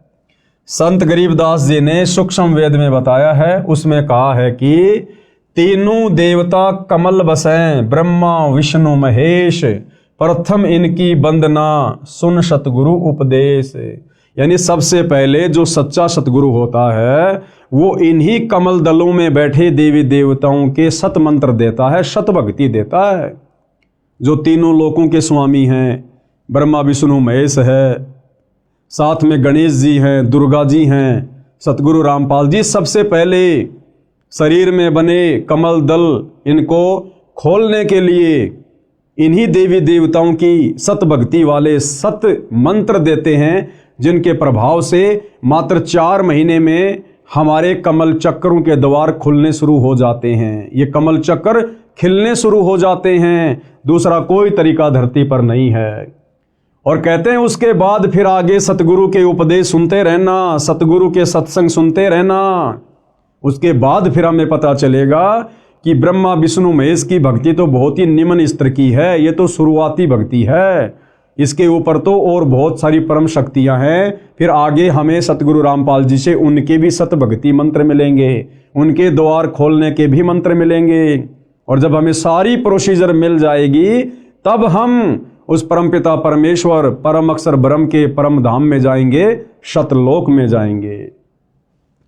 तीनों देवता कमल बसै ब्रह्मा विष्णु महेश, यानी मुसलमान सिख ईसाई जैनी बौद्ध सबके शरीर में इन देवी देवताओं का वास है। और प्रथम इनकी वंदना यानी सतगुरु जो मंत्र देगा उस आधार से हमने इनकी वंदना करनी है, इनकी पूजा नहीं करनी। पूजा तो केवल एक परमपिता परमात्मा की करनी है, लेकिन सतगुरु हमें जो प्रोसीजर देगा यहाँ से पार होने की, उसमें शुरुआती प्रोसीजर है ब्रह्मा विष्णु महेश की साधना करना, इनकी भक्ति करना, और पूजा हमने साथ साथ में परम अक्षर ब्रह्म की ही करनी पड़ेगी। प्रथम इनकी वंदना, फिर सुन सतगुरु उपदेश, फिर आगे का ज्ञान सतगुरुदेव जी बताते हैं। अर्थात श्री ब्रह्मा जी, श्री विष्णु जी तथा श्री शिव जी तीनों देवता हमारे शरीर में बने कमल दलों यानी कमल चक्रों में बसे निवास करते हैं। इसलिए सर्वप्रथम साधना स्तुति इनकी करनी होती है। इनसे ऊपर की साधना तत्वदर्शी संत यानी सतगुरु से सुनो, फिर सुन सतगुरु उपदेश। आगे क्या कह रहे हैं पूज्य गुरुदेव भगवान? अब सुनो सतगुरु के द्वारा बताई नीचे व ऊपर की साधना का ज्ञान। सबसे पहले हमारे मनुष्य शरीर में, चाहे स्त्री का हो या पुरुष का हो, उसमें कौन से कमल चक्र कहाँ हैं, उन कमल चक्रों में किन किन देवताओं का या देवियों का वास है, अब ये विस्तार से समझाया जा रहा है, बताया जा रहा है। नंबर 1, मूल कमल। इसको मूल कमल कहो चाहे मूल चक्र कहो। मूल कमल में देवता श्री गणेश जी का निवास है। चाहे हिंदू का शरीर हो चाहे मुसलमान का, विश्व में जितने भी मानव शरीरधारी स्त्री पुरुष हैं, उन सब के शरीर की रचना एक समान है। तो मूल कमल में देवता श्री गणेश जी का निवास है। इसकी 4 पंखुड़ियां हैं। इसके प्रवेश द्वार को खोलने का एक मंत्र है, जो श्री गणेश जी की साधना करने का मूल मंत्र है, जिससे श्री गणेश जी तुरंत फल देने लगता है। जीव आत्मा के लिए प्रवेश द्वार खोल देता है। फिर आत्मा स्वादिष्टान चक्र यानी स्वाद चक्र की ओर चलती है, क्योंकि जीव आत्मा को उस लोक में जाना है जिसमें परमात्मा रहता है, जहां जाने के पश्चात भगत यानी साधक लौटकर संसार में नहीं आता है। फिर दूसरे नंबर का चक्र है स्वाद कमल या स्वाद चक्र। इसको स्वादिष्टान कमल चक्र भी कहा जाता है। इस कमल की 6 पंखुड़ियां हैं। श्री ब्रह्मा जी तथा उनकी पत्नी सावित्री जी का निवास है। स्वाद चक्र में किन किन देवी देवताओं का वास है? श्री ब्रह्मा जी का और उनकी पत्नी श्री सावित्री जी का। इसके द्वार को खोलने का मंत्र है, जिसकी साधना यानी जाप करने से यह द्वार ब्रह्मा जी खोल देते हैं। जीवात्मा फिर ऊपर को नाभि कमल की ओर चलती है। अब भाइयों और बहनों, जब तक हमें इन देवी देवताओं के सच्चे भक्ति मंत्र नहीं मिलेंगे, तब तक ये अपना द्वार जीव आत्मा को आगे जाने के लिए खोलकर नहीं देते हैं। जिस प्रकार भाइयों और बहनों, हम भैंसे को कितना ही भैंसा भैंसा कहें, वो हमारी तरफ पलटकर देखता भी नहीं है, लेकिन उस भैंसे का एक मूल मंत्र है। उसको धीरे से कह दो उड़ रही, तुरंत पलट के देखेगा कहां से आवाज आई। जिस प्रकार एक कुत्ता होता है, हम उसको कितना ही कहें कुत्ता कुत्ता, एक कुत्ता ले रोटी, एक कुत्ता, वो कुत्ता बिल्कुल नहीं देखता, लेकिन उसका एक बीज मंत्र है। धीरे से उसको कह दो त्योल त्योल या तुरंत देखेगा वो कुत्ता, क्योंकि उस वाणी से वो प्रभावित होता है, आकर्षित होता है कि मुझे कौन पुकार रहा है।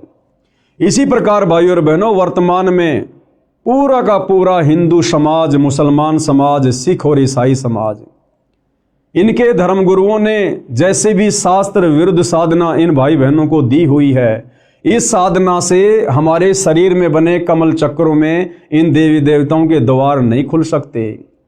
खाली राधे राधे बोलने से, हरे रामा हरे कृष्णा करने से, जय गणेश देवा करने से, ओम जय जगदीश हरे करने से, ये तो इनके नाम है। जैसे भैंसे को भैंसा भैंसा को नहीं देखेगा, कुत्ते को कुत्ता कुत्ता को नहीं देखेगा, इसी प्रकार आप इन देवी देवताओं के कितने भी नाम जपो, ये आपकी तरफ ध्यान भी नहीं देंगे। परंतु इन देवी देवताओं को पुकारने के, इनको आकर्षित करने के कुछ मूल मंत्र हैं, बीज मंत्र हैं, जो केवल वर्तमान में धरती पर सतगुरु रामपाल जी के पास हैं। और जब हम उन मंत्रों का जाप करेंगे तो ये हमारे लिए वो द्वार भी खोल देंगे, और ये हमारी हर आवश्यकता को परमपिता परमेश्वर जी के आशीर्वाद से पूरा करेंगे, पूरा। तीसरा है नाभि कमल, नाभि चक्र। इसकी 8 पंखुड़ियां हैं। इसमें श्री विष्णु जी तथा इनकी पत्नी श्री लक्ष्मी जी का निवास है। इसका द्वार भी बंद रहता है। इसे खोलने का भी एक मंत्र है, जिसका जाप करना होता है, जो इन देव देवी को शीघ्र प्रभावित यानी प्रसन्न कर देता है। ये भी जीवात्मा के लिए द्वार खोल देते हैं। फिर जीवात्मा हृदय कमल की ओर ऊपर को चलती है। चौथे नंबर पर है हृदय कमल, हृदय चक्र। इसकी 12 पंखुड़ियां हैं। इसमें श्री शिव जी तथा इनकी पत्नी श्री पार्वती जी का निवास है। इसका द्वार भी बंद रहता है। इस द्वार को खोलने का एक मंत्र का जाप करना पड़ता है। यह मंत्र इन देव देवी को विशेष आकर्षित करता है। ये प्रसन्न होकर मार्ग दे देते हैं। फिर आत्मा ऊपर को कंठ कमल की ओर चलती है। 5वां चक्र है कंठ कमल। इसकी 16 पंखुड़ियां हैं। इसमें श्री देवी दुर्गा जी यानी अष्टंगी का निवास स्थान है। जो भाई बहन माता जी के नवरात्रि करते हैं, मंदिरों में जाते हैं, जागरण करते और करवाते हैं, इस विधि से तो लाख जन्म भी माता जी प्रसन्न नहीं होती, उल्टा रुष्ट होती है। और ना ही शरीर में बना माता जी का वो चक्र खुलता है। वो कैसे खुलेगा? वो वास्तविक मंत्र क्या है जिसका जाप करने से माता जी शीघ्र हमें लाभ देती है, हमारे ऊपर प्रसन्न होती है, हमारी आत्मा के कल्याण के लिए, मोक्ष के लिए अपने उस द्वार को, चक्कर को खोल देती है। वो मंत्र आज पूरी पृथ्वी पर केवल सतगुरु रामपाल जी के पास है, जिन मंत्रों का हम लाखों की संख्या में उनके भगत रोजाना सुमरण करते हैं। इसका भी द्वार बंद रहता है। इसको खोलने का भी एक मंत्र है जिसका जाप करना होता है, जिससे वश होकर, आकर्षित होकर यानी प्रसन्न होकर श्री देवी जी यानी दुर्गा जी जीवात्मा के लिए द्वार खोल देती है। फिर जीवात्मा ऊपर को, आगे को त्रिकुटी कमल की ओर चलती है। फिर कौन से कमल की यात्रा करती है जीवात्मा? त्रिकुटी कमल की। नंबर 6 त्रिकुटी कमल। त्रिकुटी कमल या चक्र, इसकी 2 पंखुड़ियां हैं। एक का रंग काला है, दूसरी का सफेद है। सफेद में परम अक्षर ब्रह्म यानी कबीर देव संत रूप में विराजमान है, यानी सतगुरु रूप में विराजमान है, सतगुरु उपाधि है। काले रंग वाली में काल ब्रह्म भी संत रूप में विराजमान है। वह भी परम अक्षर ब्रह्म जैसा रूप धारण करता है ताकि जीवों को भ्रमित करके अपने जाल में रख सके। इस स्थान पर पहुंचने के पश्चात जीवात्मा समझो ऐसी स्थिति में पहुंच जाती है जैसे कोई विदेश गया हो और स्वदेश लौटने के लिए एयरपोर्ट यानी हवाई अड्डे पर पहुंच जाता है। वहां से जहां जहां जाना होता है उसको उसी वायुयान में बैठा दिया जाता है। यहां से सीधा जीवात्मा को धर्मराय यानी न्यायाधीश यानी तीनों लोकों में जो सबका अकाउंट करता है, न्यायाधीश जिसको धर्मराय धर्मराज भी कहते हैं, उसकी दरगाह यानी न्यायालय में यानी उसके ऑफिस में ले जाया जाता है। वहां सबका धर्म कर्मों व पाप कर्मों का हिसाब लेखा जोखा होता है। इसके बाद जैसे कोई श्री विष्णु जी का भगत है उसको विष्णु जी के लोक में भेजा जाता है। जो श्री शिव जी का उपासक है उसे शिव जी के लोक में भेजा जाता है। जो अन्य देवता का पुजारी है उसे उसके पास भेजा जाता है। जो माता श्री देवी दुर्गा जी का साधक यानी भगत है, साधिका है, उसे श्री देवी जी के लोक में भेजा जाता है। अन्य जो पापी हैं उनको नरक या अन्य प्राणियों के शरीरों में भी कर्मानुसार भेज दिया जाता है। और जिन लोगों ने खाली ब्रह्मा विष्णु महेश तक की साधना की, माता जी तक की साधना की, वो भाई और बहनों उनके लोकों में कब तक रहेंगे?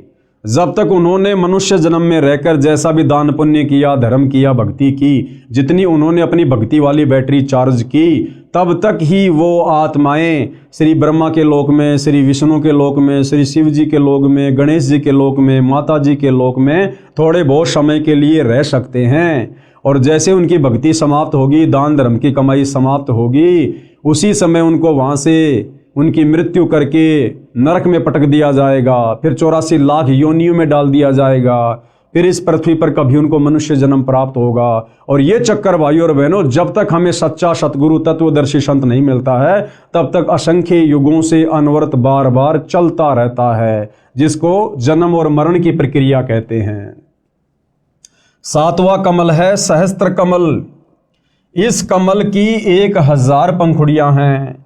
इनमें काल ब्रह्म, कौन है ये काल ब्रह्म? जब आप सृष्टि रचना पढ़ेंगे सतगुरु रामपाल जी के मुख से इस पुस्तक में या यूट्यूब पर वीडियो देखकर, तो आपको पता चलेगा कि ये काल ब्रह्म कौन है जो सहस्त्र कमल चक्कर में रहता है। यही है वास्तव में सारे फसाद की जड़, जिसने हम सबको सतलोक से यहाँ नीचे पटक दिया अपने जाल में फंसाकर। ये दुर्गा का पति है ये काल ब्रह्म, ये ब्रह्मा विष्णु महेश का ये पिताजी है काल ब्रह्म, जो यहाँ सबको भ्रमित करके रखता है। तो ये कहाँ रहता है? इस शरीर में बने इन कमलों में। ये सहस्त्र कमल चक्कर में रहता है। इस कमल की 1000 पंखुड़ियां हैं। इसमें काल ब्रह्म यानी ज्योति निरंजन का निवास है। इस काल ब्रह्म को ज्योति निरंजन भी कहते हैं, जो ब्रह्मा विष्णु महेश का पिता है, दुर्गा का पति है। यह कमल ब्रह्मलोक का चैनल है। ब्रह्मलोक में जाने का प्रवेश द्वार ब्रह्मरंध्र कहलाता है। ये भी बंद रहता है। इसको खोलने का 2 अक्षर का मंत्र है, उसका जाप करना होता है। और ये 2 अक्षर का जाप भाई और बहनों, जिसको सतनाम भी कहते हैं, ये आज वर्तमान में इस पृथ्वी पर केवल सतगुरु रामपाल जी के पास है। और यदि किसी अन्य ने उनसे उपदेश लेकर मनमुखी रूप से आगे देना भी शुरू कर दिया होगा तो वो कार्य नहीं करेगा, क्योंकि इस मंत्र को देकर जाप करवाने के अधिकारी केवल सतगुरु रामपाल जी हैं। और अधिकारी से उपदेश लिए बिना यदि आप इस मंत्र का मनमुखी रूप से जाप करेंगे, ये उल्टा आपको रिएक्शन देगा, आपको पॉजिटिव दिशा में लेकर नहीं जाएगा।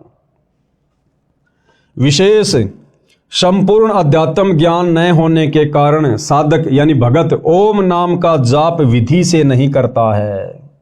यानी इस ब्रह्म की जो साधना है उसकी भी एक विधि है, इसकी साधना की भी कुछ मर्यादाएं हैं, और ये मर्यादा केवल सतगुरु रामपाल जी बताएंगे। इस कारण से उसे देवलोक प्राप्त होता है। यानी ओम नाम का जाप करने वाला काल ब्रह्म के ब्रह्मलोक में जाता है।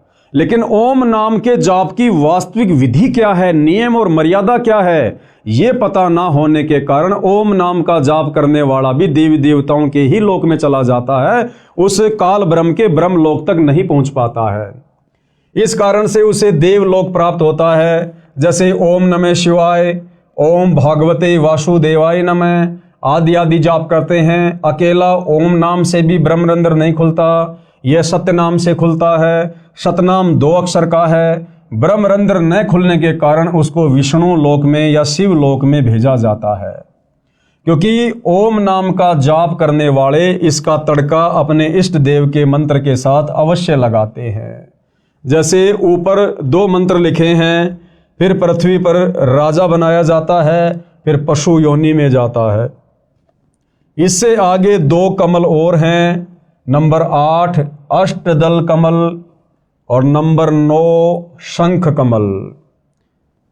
इनका विवरण नहीं लिखूंगा, गुरुदेव भगवान कह रहे हैं अब 8वें अष्टदल कमल का और 9वें शंख कमल का वर्णन यहां इस पुस्तक में नहीं लिखूंगा। यह रहस्य उपदेशी को समझाया जाता है। ये रहस्य, ये जानकारी केवल उन्हीं को प्राप्त है जो सतगुरु रामपाल जी से उपदेश लेकर भक्ति करते हैं, क्योंकि यह गुप्त मंत्र है, गुप्त जानकारी है। यह रहस्य उपदेशी को समझाया जाता है। उपरोक्त सब कमल चक्रों को खोलने के जो मंत्र हैं वे केवल दास यानी लेखक रामपाल दास के पास हैं, यानी सतगुरु रामपाल जी के पास हैं। मोक्ष के इच्छुक प्रत्येक मानव को इन कमलों को खोलकर ही मोक्ष प्राप्त होता है। दूसरा कोई तरीका धरती पर नहीं है, चाहे मनमुखी साधना शंकराचार्य जी से लेकर करते रहिए। कमल चक्रों को 2 विधि से खोला जाता है। हमारे शरीर में बने कमल चक्र किन 2 विधियों से खोले जाते हैं उसका गुरुदेव भगवान वर्णन कर रहे हैं। नंबर 1 ध्यान समाधि का अभ्यास करके हठ योग मार्ग से। और ये जो साधना है भाई और बहनों, ध्यान समाधि वाली, हठ योग वाली, तप वाली, ये चारों वेदों और गीता जी के विपरीत है। इस विधि को अपनाने से भी साधक को पूर्ण मोक्ष नहीं मिलता है।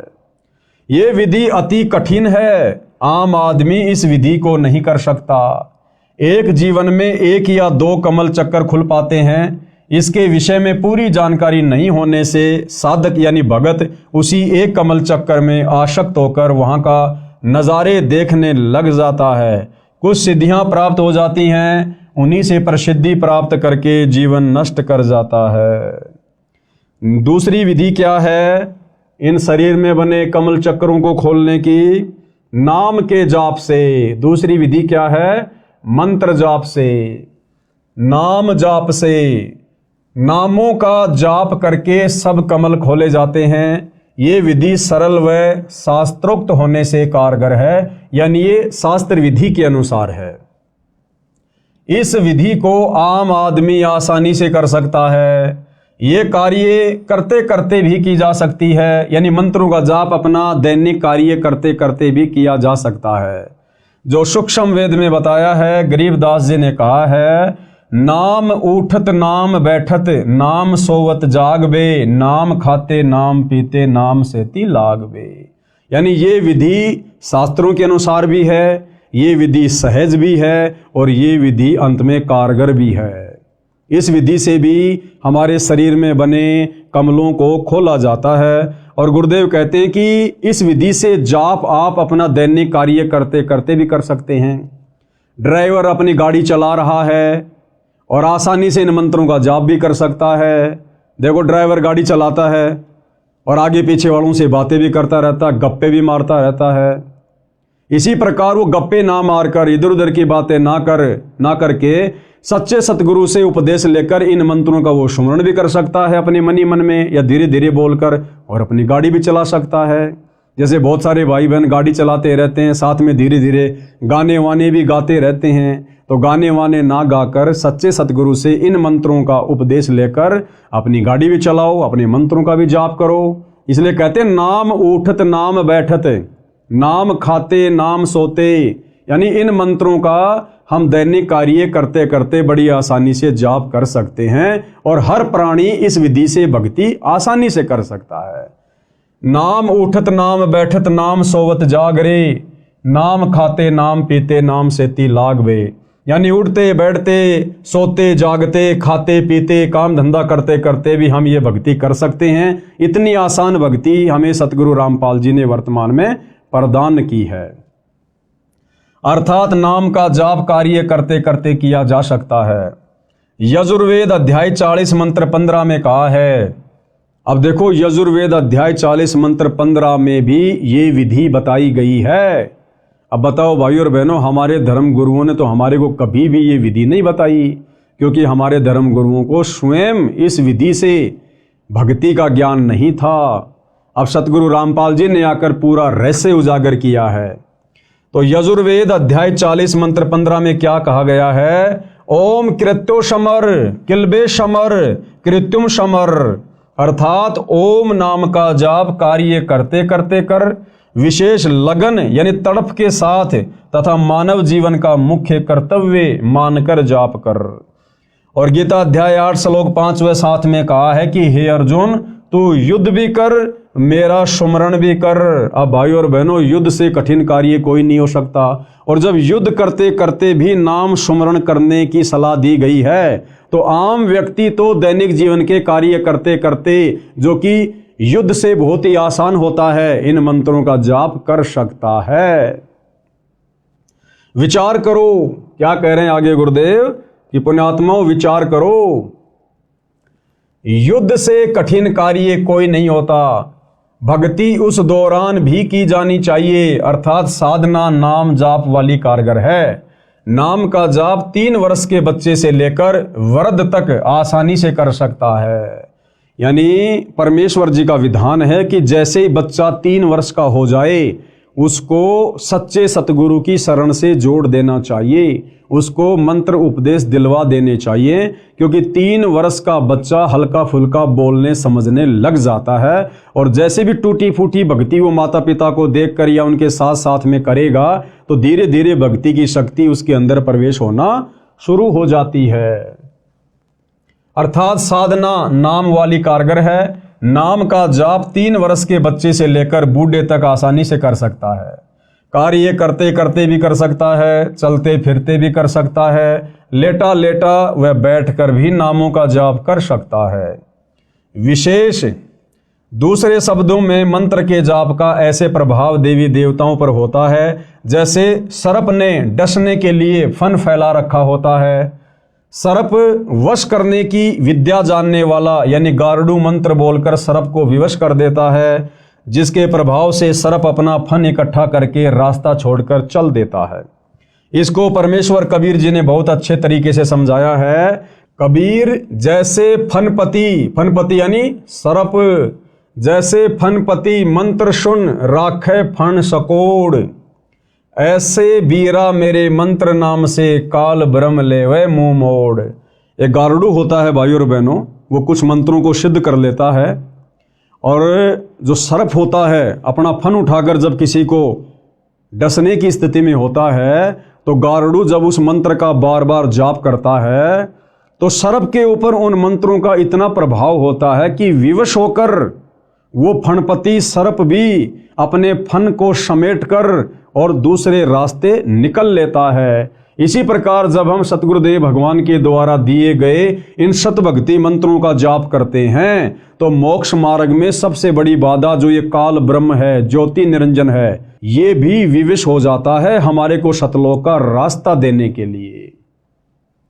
कबीर जैसे फनपति सरप मंत्र सुन राखे फन सकोड़, ऐसे बीरा मेरे मंत्र नाम से काल ब्रह्म लेवे मुंह मोड़। अर्थात कबीर परमेश्वर जी ने कहा है कि जैसे सरप ने डसने के लिए फन उठा रखा होता है तो गारुड़ मंत्र जाप कर देता है, जिससे प्रभावित होकर सरप फन इकट्ठा करके चला जाता है। ऐसे ही मेरे द्वारा दिए नाम मंत्र के जाप से काल ब्रह्म मुरझा जाता है, मार्ग नहीं रोक पाता। इसी प्रकार कमलों के मंत्र के जाप से ये सब देवी देव मार्ग छोड़ देते हैं। एक अन्य उदाहरण दे रहे हैं गुरुदेव भगवान हमें समझाने के लिए। जैसे गांव के व्यक्ति भैंस को गर्भ धारण करवाने के लिए भैंसे की खोज में जाते हैं, क्योंकि भैंसा कहीं घास चर रहा होता है। भैंस वाला भैंसे को बुलाने के लिए उसका मूल मंत्र बोलता है, जिससे भैंसा इतना प्रभावित होता है कि वह पूरी गति से उस मंत्र को बोलने वाले की ओर खिंचा चला आता है। फिर उसे भैंस दिखाई देती है, भैंस को गर्भ धारण करता है, उसका वह मंत्र है कुर्र कुर्र, जैसे हुर्र हुर्र कहते हैं ना अपन, उर्र रही। तो इस प्रकार से भैंसा तुरंत उस मंत्र के वशीभूत होकर दौड़कर चला आता है। और इसके विपरीत यदि हम उसको भैंसा भैंसा कहेंगे तो वो बिल्कुल भी नहीं देखता है। यदि भैंसा भैंसा बोलो तो भैंसा यानी झोटा बिल्कुल टस से मस नहीं होता। इसी प्रकार भाइयों और बहनों, ये ब्रह्मा विष्णु महेश जी को आप इनके नामों से कितना ही पुकारो, श्री ब्रह्मा श्री विष्णु श्री शंकर देवाय नमः, ओम श्री विष्णु देवाय नमः, राधे राधे, ये आपकी तरफ बिल्कुल भी ध्यान नहीं देंगे, भक्ति का कोई लाभ इनकी तरफ से नहीं मिलेगा। लेकिन जब हम इनके मूल मंत्र बीज मंत्र सतगुरु रामपाल जी को सतगुरु धारण करके करेंगे, सुमरण करेंगे, तो ये उस भैंसे की तरह वशीभूत होकर तुरंत अपने भगत की तरफ दौड़ पड़ेंगे कि क्या आपत्ति आ गई, इस आत्मा को किस वस्तु की आवश्यकता है। इसी प्रकार विष्णु विष्णु आदि नाम से श्री विष्णु देवता टस से मश नहीं होता, परंतु जो मंत्र दास बताता है यानी सतगुरु रामपाल जी हमें बताएंगे, उससे खींचा चला आता है और पूर्ण लाभ देता है। इस प्रकार अन्य देवों की स्थिति जानो। अध्यात्म मार्ग के कुछ नियम हैं जिनका पालन करना अनिवार्य है। अब भाइयों और बहनों, मान लो हमें सच्चे सतगुरु तत्वदर्शी संत सतगुरु रामपाल जी की सत भक्ति, उनकी शरण भी प्राप्त हो गई। उन्होंने हमें ये बीज मंत्र भी दे दिए, मूल मंत्र भी दे दिए इन समस्त देवी देवताओं को जिन जिन की हमें आवश्यकता है। और यदि हमने मर्यादा नहीं रखी, हमने नियमों में रहकर सतगुरु के वचन में रहकर इन मंत्रों का जाप नहीं किया, तो भी भाइयों और बहनों ये देवी देवता किसी भी प्रकार से उन मंत्रों का जाप करने से विवश नहीं होंगे, हमारी तरफ उनका खिंचाव बिल्कुल भी नहीं बनेगा। तो इन मंत्रों के प्रभाव को यथावत बनाए रखने के लिए और इन समस्त देवी देवताओं से संपूर्ण लाभ प्राप्त करने के लिए इस भक्ति मार्ग की क्या क्या मर्यादा हैं, क्या क्या नियम हैं, जिनको तोड़ने से, जिनको खंड करने से हमें फिर कोई भी लाभ इन मंत्रों का नहीं मिलेगा। तो प्रत्येक मर्यादा को हमने ध्यानपूर्वक देखना और समझना है। तो क्या कह रहे हैं पूज्य गुरुदेव भगवान? नंबर 1, पूर्ण गुरु से दीक्षा ली जाए। सबसे पहली बात, हम जिसे अपना सतगुरु धारण कर रहे हैं वो सच्चा होना चाहिए, पूर्ण सतगुरु होना चाहिए, इन मंत्रों को दान करने का अधिकारी होना चाहिए। नंबर 1, पूर्ण गुरु से दीक्षा ली जाए। बिना गुरु के किया गया नाम जाप व दिया गया दान निष्फल होता है। कबीर जी अपनी वाणी में कहते हैं, गुरु बिन माला फेरते, गुरु बिन देते दान, और गुरु बिन दोनों निष्फल है, पूछो वेद पुराण। यानी सच्चा गुरु धारण किए बिना हम कितने भी मंत्र जाप कर लें, हम कितना भी दान पुण्य करें, उसका हमें मोक्ष मार्ग में, मुक्ति के मार्ग में किसी प्रकार का कोई सहयोग प्राप्त नहीं होगा। बाकी ठीक, हम जैसा भी दान धर्म करेंगे उसका प्रतिफल हमें परमात्मा अवश्य देगा।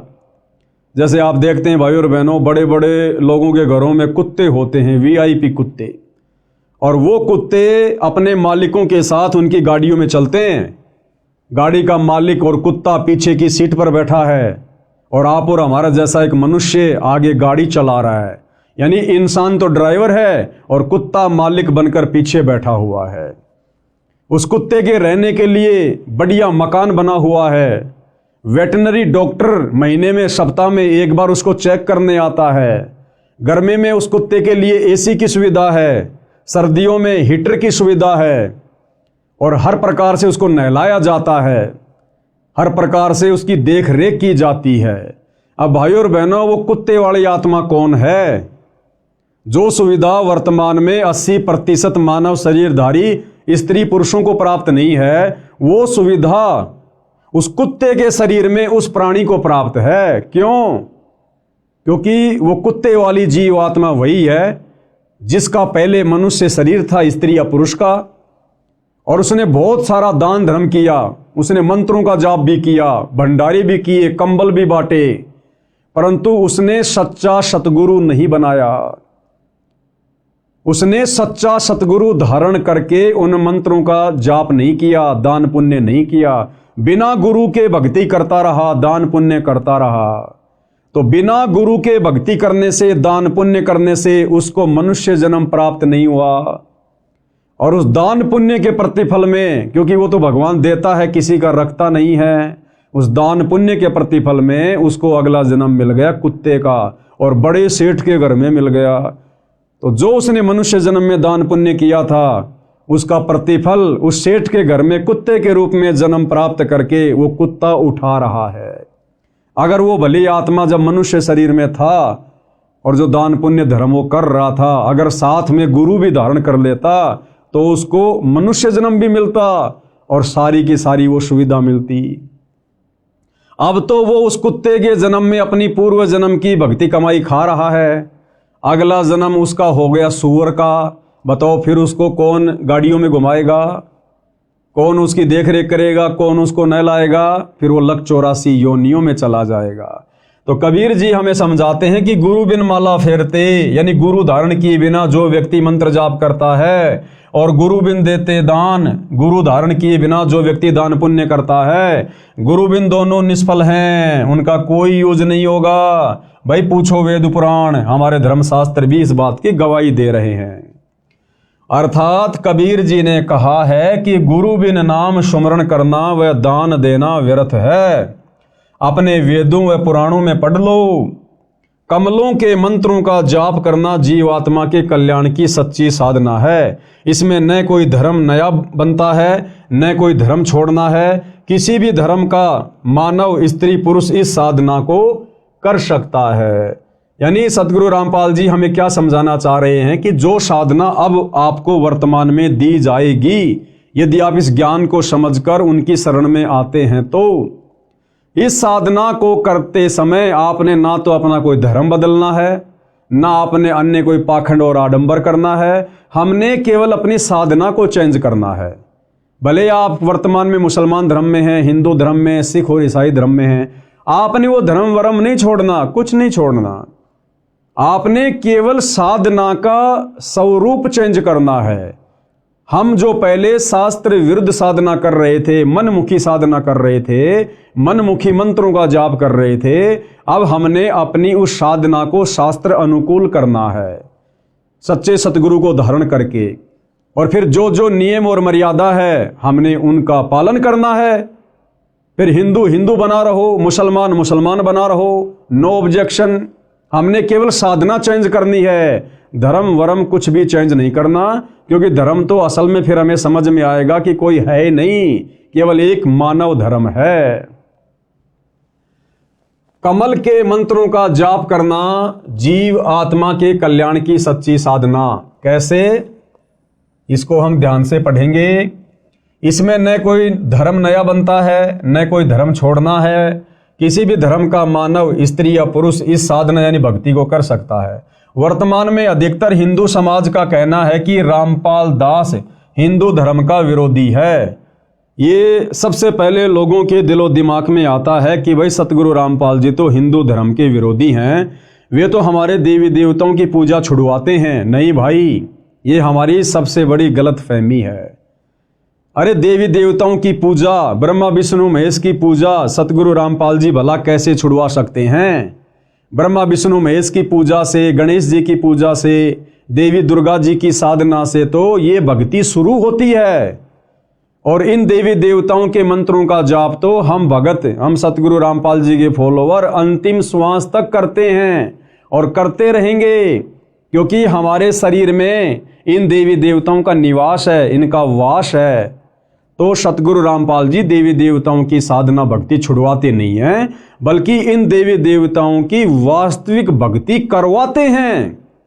जो भक्ति सतयुग में समाप्त हो चुकी थी, जो वास्तविक सनातनी साधना सतयुग में आगे चलकर समाप्त हो चुकी थी, वो साधना सतगुरु रामपाल जी सही तरीके से करवाते हैं। उनके सत्संग सुनते रहिए, पुस्तकें पढ़ते रहिए, एक एक चीज बिल्कुल क्लियर होती चली जाएगी। तो गुरुदेव भगवान उन आत्माओं की शंका का समाधान कर रहे हैं जो लोग कहते हैं कि संत रामपाल जी तो देवी देवताओं की भक्ति छुड़वाते हैं। ऊपर आपको एक चित्र के माध्यम से समझा दिया गया है कि हमारे प्रत्येक स्त्री या पुरुष के शरीर में इन्हीं देवी देवताओं का वास है, और उनके कमल चक्कर खोलने के लिए हमने उनके मंत्रों का जाप करना है। तो सतगुरु रामपाल जी तो उन्हीं का जाप देते हैं शुरुआती भक्ति में, जिसको प्रथम मंत्र कहते हैं। तो वो छुड़वाते नहीं हैं, वो इनकी वास्तविक भक्ति साधना बताते हैं। वर्तमान में अधिकतर हिंदू समाज का कहना है कि रामपाल दास हिंदू धर्म का विरोधी है। श्री ब्रह्मा जी, श्री विष्णु जी तथा श्री शिव जी की भक्ति छोड़ने को कहता है। इस विषय में आप स्वयं विचार करें कि क्या श्री ब्रह्मा जी, श्री विष्णु जी तथा श्री शिव जी की साधना छुड़वाई है या शास्त्र अनुकूल भक्ति बताई है? तो भाइयों और बहनों, शास्त्र अनुकूल भक्ति बता रहे हैं सतगुरु रामपाल जी, तो छुड़वा नहीं रहे। आगे क्या कह रहे हैं पूज्य गुरुदेव भगवान, हमने ध्यान से पढ़ने की आवश्यकता है। सभी धर्मों के मानवों को कर्म फल तीनों देवता ही देते हैं। तीनों देवता ब्रह्मा विष्णु महेश जी, जितने भी मानव शरीरधारी स्त्री पुरुष हैं, जैसे भी वो भक्ति करते हैं, जैसे भी वो कर्म कुकर्म करते हैं, उनका फल ये तीनों देवता ब्रह्मा विष्णु महेश ही देते हैं। अब वो किस विधि से देते हैं, कैसे देते हैं, क्या उसकी प्रोसीजर है, इसके विषय में भाइयों और बहनों ये पवित्र पुस्तक हिंदू साहिबान नहीं समझे वेद गीता पुराण, हम इसके तीसरे नंबर की वीडियो में कल आपको गुरुदेव भगवान के आशीर्वाद से समझाने का प्रयास करेंगे। और आज के वीडियो में हम यहीं पर विराम लेते हैं। कल रात्रि 9 बजे सभी भाई बहन फिर से मुझदास के Facebook page Pawan Das is live पर लाइव जुड़िए। और हिंदू धर्म जिस प्रकार से सनातनी पूजा के नाम पर भ्रमित है, काल के द्वारा ठगा जा रहा है, मनुष्य जन्म को दिन प्रतिदिन बर्बाद करता जा रहा है, हम कल के वीडियो में विस्तार से आगे इस मनुष्य जन्म की उपयोगिता के बारे में जानेंगे, समझेंगे। तब तक गुरुदेव भगवान हम सबको आज्ञा दे, आशीर्वाद दे। बंदी छोड़ सतगुरु रामपाल जी भगवान की जय हो।